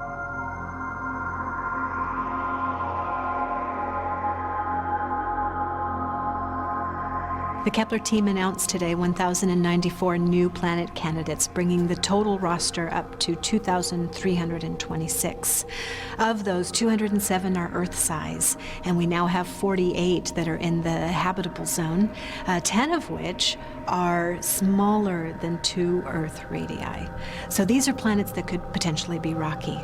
So it's an exciting milestone because we are really honing in on truly Earth-sized habitable planets. The combined surface and space-based system observations have led scientists to believe that planets around stars are the rule rather than the exception, and the average number of planets per star is greater than 1. Kepler has discovered at least 86 stars with multiple planetary systems. Kepler 11, for example, has 6 confirmed planets orbiting a Sun-like star. The Kepler-11 planetary system is amazing. It's amazingly compact, it's amazingly flat. There's an amazingly large number of big planets orbiting close to their star. We didn't know such systems could even exist. There's certainly far fewer than 1% of stars have systems like Kepler-11. But whether it's 1 in 1,000, 1 in 10,000, or 1 in a million, that we don't know, because we only know one of them. The growing number of confirmed planets is opening up new insights into planet formation. We're learning so much more about the orbits of planets, the masses of planets, the sizes of planets, and we're just beginning. Kepler is still returning data, and we're going to learn a fantastic amount about the diversity of planets out there around stars within our galaxy. Around each star is a circumstellar region called the habitable zone. Sometimes referred to as the Goldilocks zone, this is a region neither too cold nor too hot, where a planet could, under the right conditions, support liquid water at its surface, and in turn could support life.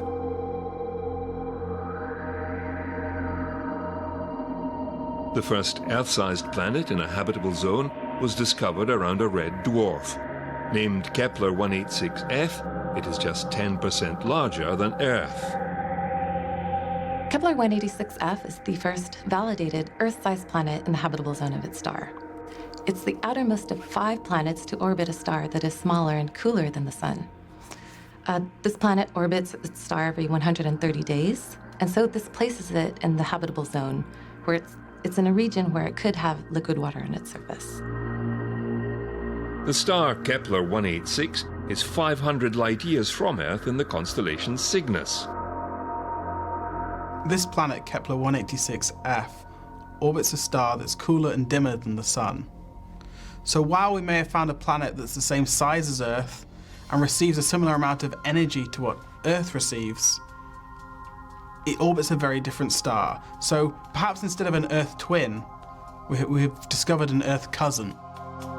Believed to be a rocky world, its mass and density are yet to be determined. This is one of the big milestones that we've been looking for in our attempts to find out if there are places just like home and if there's life out there. One of the big steps is to say, is there somewhere that looks, to all intents and purposes, like Earth? Well, we don't know just yet, but we know that there are places that at least look similar.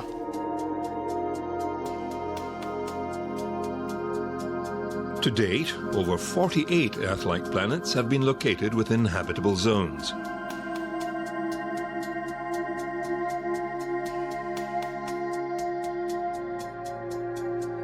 Gliese 581 has 4 known planets. The outer D planet is thought to be an icy planet that has migrated closer to the star and would thus be covered by a large and deep ocean.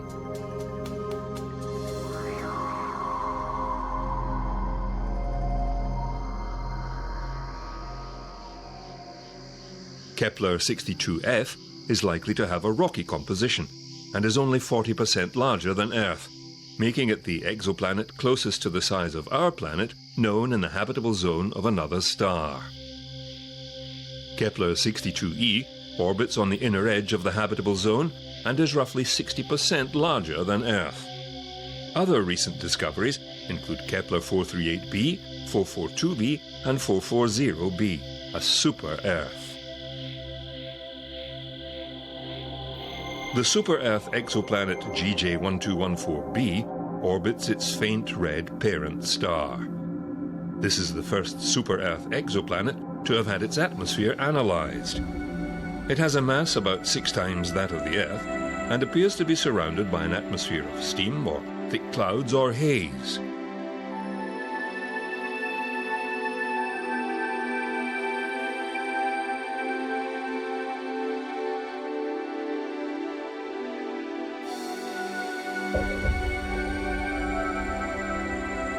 Based on observations, scientists believe that of the Sun-like stars, some 22% have an Earth-sized planet orbiting in the habitable zone. Assuming 200 billion stars in the Milky Way, that would be 11 billion potentially habitable Earths, rising to 40 billion worlds if brown dwarfs are included.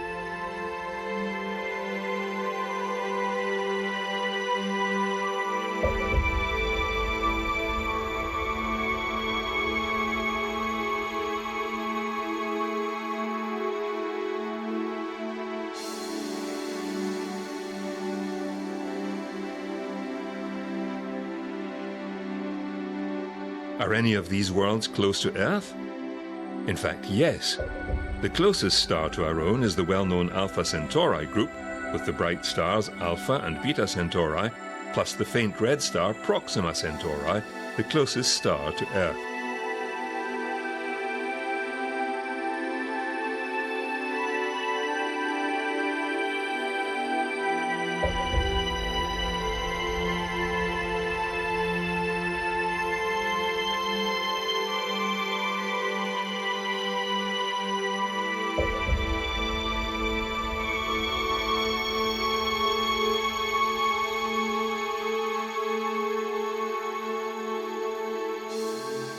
Alpha Centauri b is known to be orbited by an Earth-mass planet, making it the closest exoplanet to our solar system, a mere 4.37 light-years away, almost within our reach.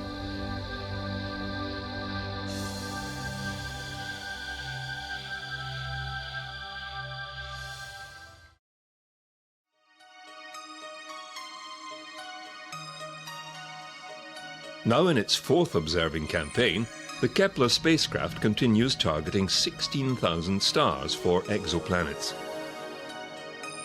It's estimated that the onboard fuel supply should last until at least December 2017. So far, Kepler has found an astounding 1,013 confirmed exoplanets around 440 star systems.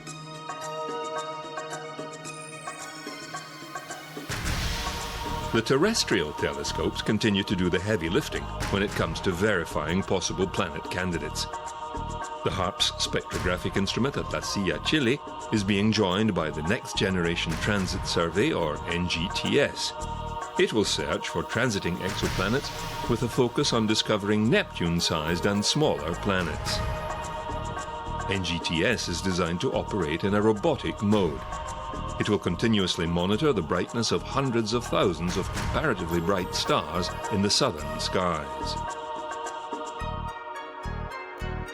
ESO's Very Large Telescope at Cerro Paranal in Chile, composed of 4 individual telescopes, will be improved with the new next generation of adaptive optic system called SPHERE.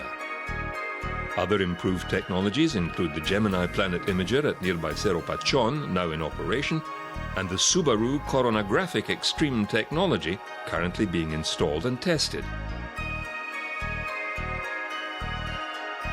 New, bigger and more powerful telescopes are in the pipeline as well. The 30-meter telescope planned for Mauna Kea, Hawaii, will have 492 small hexagon mirrors arranged together to form the primary mirror 30 meters across.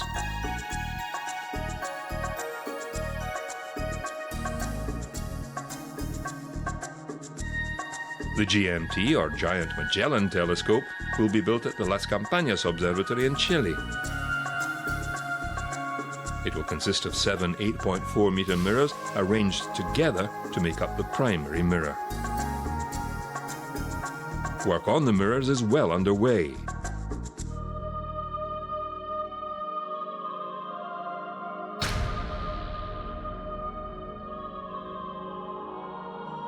The European Extremely Large Telescope in the Atacama Desert is due for completion in 2024.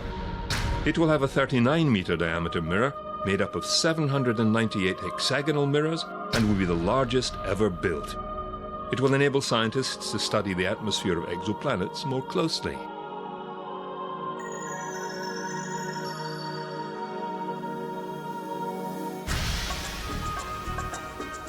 Space-based telescopes are advancing as well. The next generation infrared telescope, James Webb, is nearing completion as it goes through rigorous testing.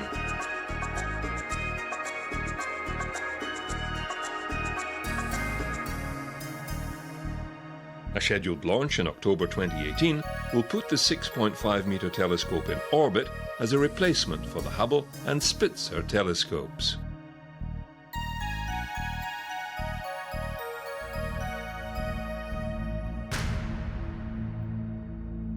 Likened to the California gold rush, there are planets out there to be found, and the race is on. TESS, the Transiting Exoplanet Survey satellite, is scheduled to launch in 2017. TESS will scan the entire sky, searching for exoplanets using 4 state-of-the-art cameras. It will be able to determine the chemical compositions of exoplanet atmospheres. Also planned for a 2017 launch is Cheops.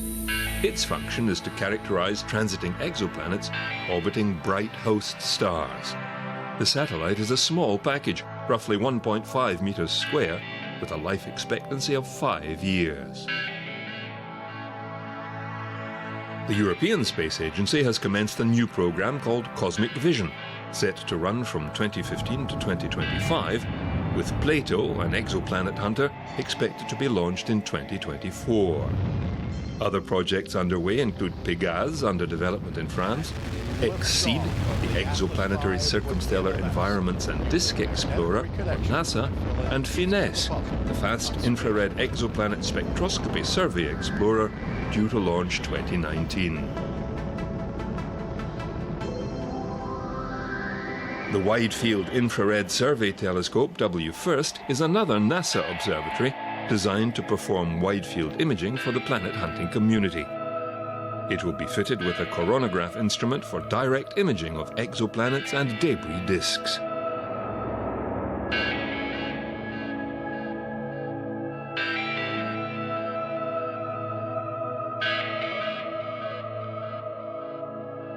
Another NASA New Worlds mission is the Star Shade project, scheduled for a 2019 launch. It will physically block the star's light with a parasol to allow direct observation of exoplanets.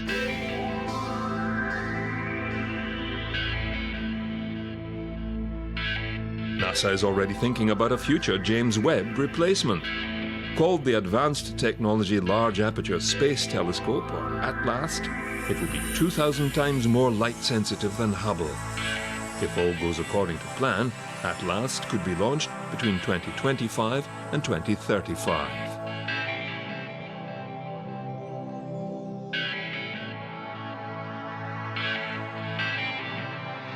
With these new tools and technologies, it is only a matter of time before we are able to detect Earth-like worlds capable of supporting life.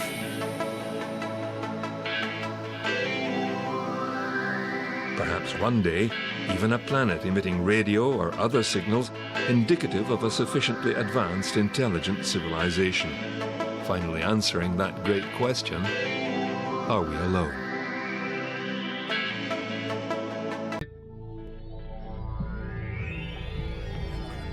The night sky is a time machine.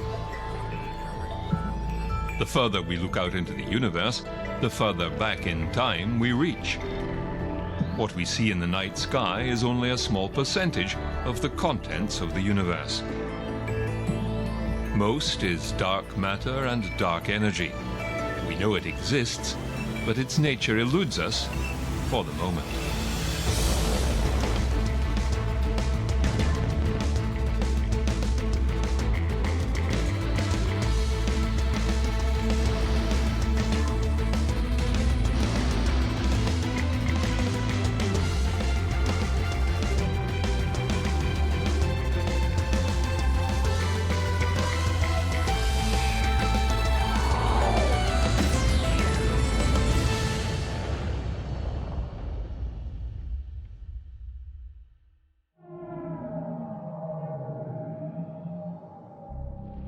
No longer hampered by a hazy, often polluted atmosphere, telescopes and other sensors have been able to obtain clearer images from orbit thanks to advances in technology and engineering.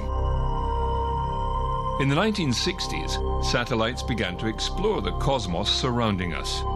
They saw beyond visible light into ultraviolet, infrared, X-ray and even gamma rays. Like the universe itself, our understanding of its beginnings, construction, evolution and future is evolving and constantly expanding. In the last 2 decades of the 20th century, the United States and other nations began to develop more substantial research programs, utilizing larger and more complex space-based telescopes. For hundreds of years, thousands of years, humans have thought the universe is a very static place. If you go out at night and look into the night sky, you will see that things don't really change much. The universe appeared very static for a long time. We now know this is not true. The universe is a highly dynamic place, and things are happening all the time. Every single second, a star explodes in a gigantic supernova explosion somewhere in the universe. And we have to go and find it. We have to build instruments that are capable of finding those unforeseen events.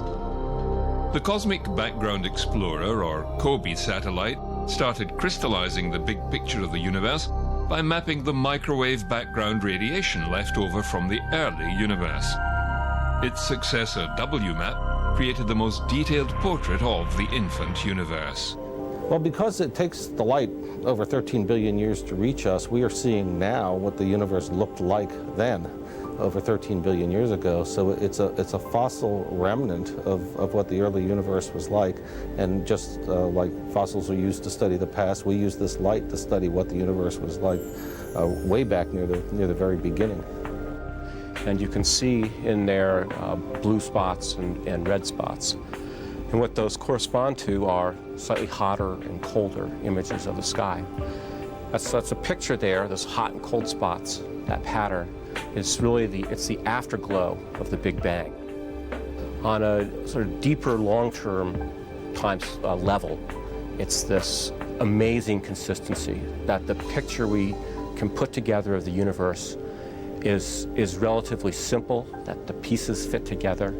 It's a stunning confirmation of of the study of cosmology for many years now. It's just built up, and here it is. In some ways, we're getting to know the cosmos like we know our own backyards. ESA's Planck spacecraft joined the fleet and expanded on their observations. Together, they were able to map vast regions in multiple wavelengths, enabling astronomers to determine the size, shape, and age of the known universe. Just 370,000 years after the universe began in a Big Bang, all that existed was a hot plasma similar to a candle flame. Protons and electrons, seen as the red and green balls, were bouncing around, scattering the light. The particles of light, called photons, shown in blue, couldn't go far without colliding with an electron. As the universe cooled, the protons and electrons could pair up, forming hydrogen atoms, and the light was free to travel. It's been traveling freely ever since, through the dark ages before there were stars, then past the formation of the first stars.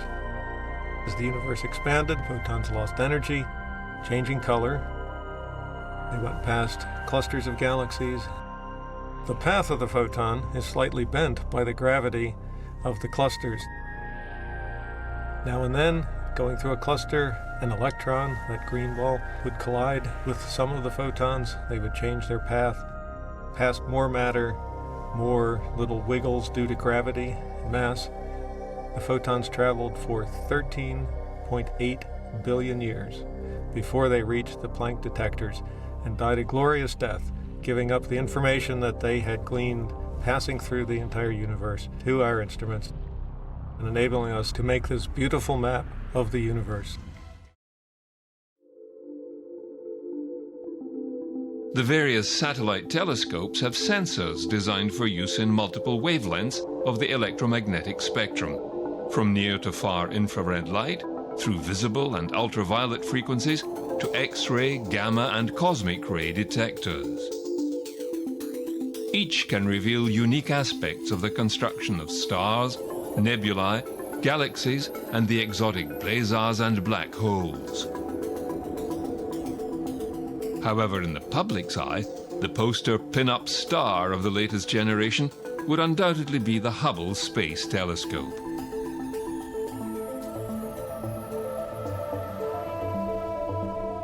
Over its 25-year lifespan, Hubble has produced some of the most amazing imagery of the cosmos as it delves back in time through visible and infrared light.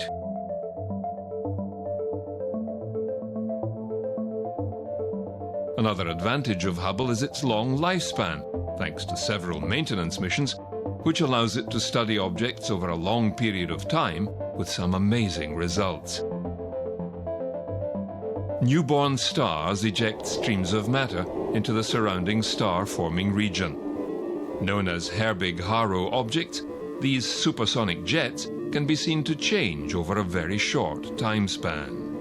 If you see just a single picture from Hubble, you can interpret it in many different ways. But the fact that Hubble has been around for as long as it has been means by taking multiple images, you can actually stitch them together and watch how the material moves. And so that really gives you the only way to get true insight into the physics of the dynamics of what's going on.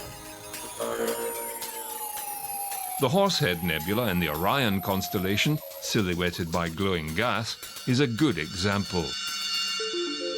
Infrared can see right through, revealing its dark secrets. The Spitzer telescope is one of NASA's great observatories. Spitzer is an infrared telescope, which means it sees through the dust that's out in space. And by seeing through the dust, we get to pinpoint the stellar nurseries that are out there where stars are being born. We've been flying for about 10 years. That's about 3,600 days. We have 5,000 published papers. That means every day a new paper based on Spitzer data announcing new results and new discoveries is published, which to me is absolutely amazing. Spitzer has made several surprising revelations within our solar system and beyond. It helped pinpoint some of the most distant galaxies in the universe, and Spitzer's ultra-high-resolution map of the Milky Way substantially improved our understanding of our own galaxy's structure. Japan and ESA had launched their own infrared telescopes in various infrared wavelengths. The European Herschel, in particular, focused on massive star formation regions. We are really happy to have new things and to understand, trying to understand, because we are making a new step towards our understanding of massive star formation. So the idea is that Herschel can reveal this population of highly embedded stars that are formed in gas and dust cocoon, but that are not visible at optical wavelength, for example. So we need Herschel to detect all this population of very young stars. The next great spaceborne infrared telescope is the James Webb Telescope, which is nearing test completion in preparation for its launch in 2018. It will have a 6.5-meter primary mirror, almost 3 times larger than Hubble. However, ground-based telescopes are also working in the infrared spectrum. So there's a large complementarity between space and ground. From space, with the Hubble images, you can characterize the images, you see the images much better. With the ground-based telescopes, you then can take that light and look at spectra and then find the redshifts, for example, for distant galaxies, or you can take infrared observations, which Hubble couldn't do for a long time, to then see how these objects look in the infrared. Together, they have delved into the star-forming nebulae left over from exploding supernova and witnessed the birth of stars.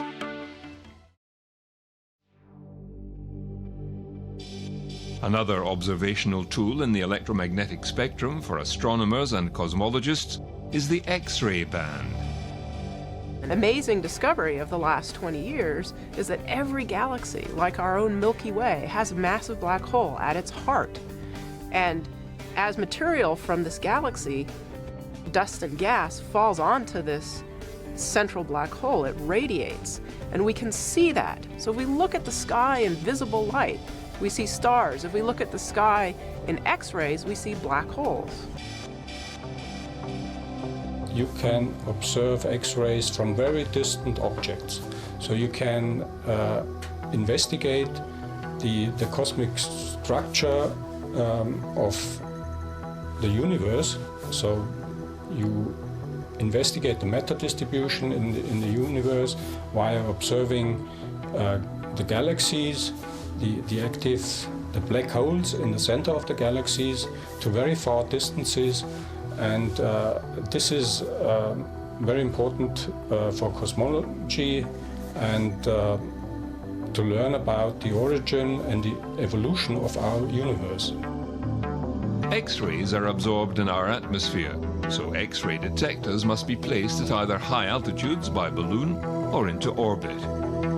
NASA's flagship X-ray telescope and one of their great observatories is Chandra. If you want to find black holes, you want to use an X-ray telescope.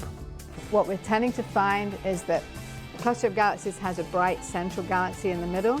It's often an active galaxy or a quasar, so a supermassive black hole in the middle of a big galaxy.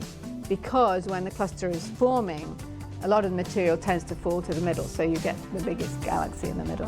So you see the power of an observatory, an observatory like Chandra with a state-of-the-art telescope and these imaging and spectroscopic capabilities of its science instruments can do things that maybe weren't even things that you planned on doing because you didn't know about them at the time. And a lot of the science with Chandra falls in that category. The most recent telescope launched is NuSTAR, which has the ability to focus X-rays for a much sharper image. One of NuSTAR's main scientific goals is to make a full census of black holes in the universe. X-rays have also revealed the explosive processes of nova seen only at these wavelengths. ESA have their XMM Newton studying cosmic evolution, and Integral, the International Gamma Ray Astrophysics Laboratory, looking at gamma ray frequencies, revealing unseen structures and new sources of gamma rays. So Integral is important because it's one of the few satellites which look in gamma rays. And together with other satellites and observatories around the Earth, you can get a complete picture of how these stars evolve. And without the integral, you're missing a large piece of the puzzle. We want to know how did they produce the elements which we are made of. And these are the objects which throw all the different kinds of material into the universe, and they wander off into space. And we are made of all these elements which are produced by the supernova. So it is important for us to know where does life originate and how does it originate.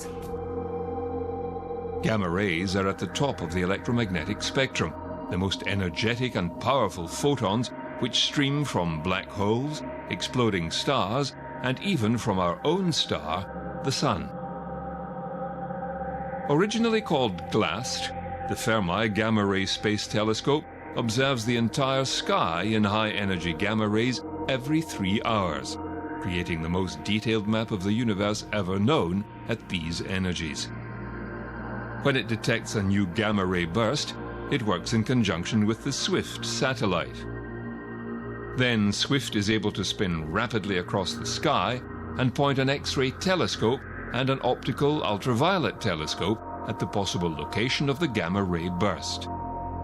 GLAST is primarily devoted to seeing in a new energy range. It's designed to pick up at the upper end of the SWIFT energy range and carry it on up to much higher energies. And it allows you to just see, stranger and more exotic things the further up in energy that you go. GLAST and SWIFT are very different. SWIFT is like a nimble small satellite that points here and there, but it isn't surveying the whole sky, it's pointing in its particular objects. GLAST looks in the high energy gamma ray sky, it looks over the whole sky at all times. So when we see something interesting with GLAST, we can ask SWIFT to go look at it with their other telescopes and gain additional information about it. We don't know what will happen over the next 10 years, hoping that SWIFT will still give us exciting data. But what we do know is that SWIFT will give us exciting new data because of its pure nature. This is what it was built for, to study new, unforeseen, unexpected events. And they will inevitably happen. There is one more type of radiation being studied in orbit, cosmic rays. The 8-ton cosmic ray particle detector, called the Alpha Magnetic Spectrometer or AMS instrument, is attached to the International Space Station. Cosmic rays consist of protons, alpha particles, atomic nuclei of heavier elements, electrons, their antimatter partner positrons, and gamma rays. Studying these particles may answer some fundamental questions, like the unexplained absence of antimatter and the nature of dark matter in the universe. Calibration of positron is important because when you have dark matter collision with another dark matter, you produce excess positrons. So the characteristics of the excess positron tells you what's the origin of dark matter.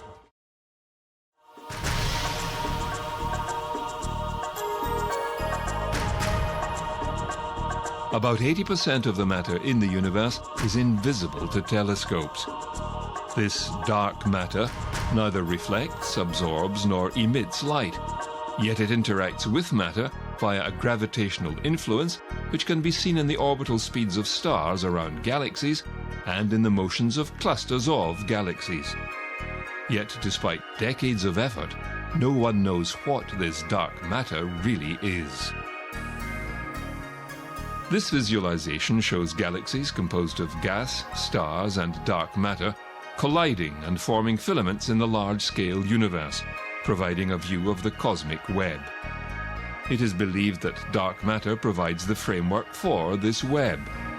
Galaxy clusters are the largest gravitationally bound structures in the universe. It is also believed that after the Big Bang, the universe originally decelerated in its expansion, but then changed gears and began to accelerate. Important discoveries in astronomy and astrophysics was the discovery of dark energy, and that is that the universe is accelerating apart. What people are trying to do using various different techniques, and again in all the different wavelength bands, is to measure the parameters to characterize the dark energy. With a launch date set for 2020, ESA is building Euclid, a space telescope which, it is hoped, will chart dark matter and dark energy's effect on the universe. I'm working on Euclid. That is a mission to map the universe. And for that we built a highly precise telescope in which we can map dark matter structures as well as derive the properties of the dark energy. Understanding dark energy will allow us to understand the future of the universe. The interesting thing is we get more and more dark energy. Why? Because our universe is expanding. And with our expanding universe, we get more dark energy in our universe. Now, the ordinary matter, so dark matter and normal matter, is not expanding, it's diluting. So the fraction of dark energy compared to normal matter is increasing in time. When the universe expands more and more, we get more volume of our universe, we get more space, and we get more dark energy. The leading particle physics model for dark matter is called weakly interacting massive particles, or also known as WIMPs. These guys just fly through the universe without even bumping into anything or each other. The idea of two WIMPs coming together, annihilating and forming gamma rays is kind of like two bullets hitting head-on in a crossfire. It's very rare. But when you go to the area around a supermassive black hole, we expect the density to be much higher, so the probability of annihilation is much higher in this detection with a gamma ray telescope. In his theoretical process, Schnittmann's computer simulation shows particles of dark matter around a massive spinning black hole. All of the action takes place close to the black hole's event horizon, the boundary beyond which nothing can escape, in a flattened region called the ergosphere. Within the ergosphere, the black hole's rotation drags space-time along with it, and everything is forced to move in the same direction at nearly the speed of light. Concentrated, fast-moving dark matter particles collide and make gamma rays, but only some of this high-energy light can escape the black hole, in this case from the left side, where the black hole is spinning towards us, giving us a lopsided glow of high-powered gamma rays. The simulation tells astronomers that there is an astrophysically interesting signal they may be able to detect as gamma ray telescopes improve. Schnittmann believes this would be conclusive evidence of the WIMP model. To me, dark matter, black holes, two of the most elusive things in the universe coming together to help explain each other is quite poetic.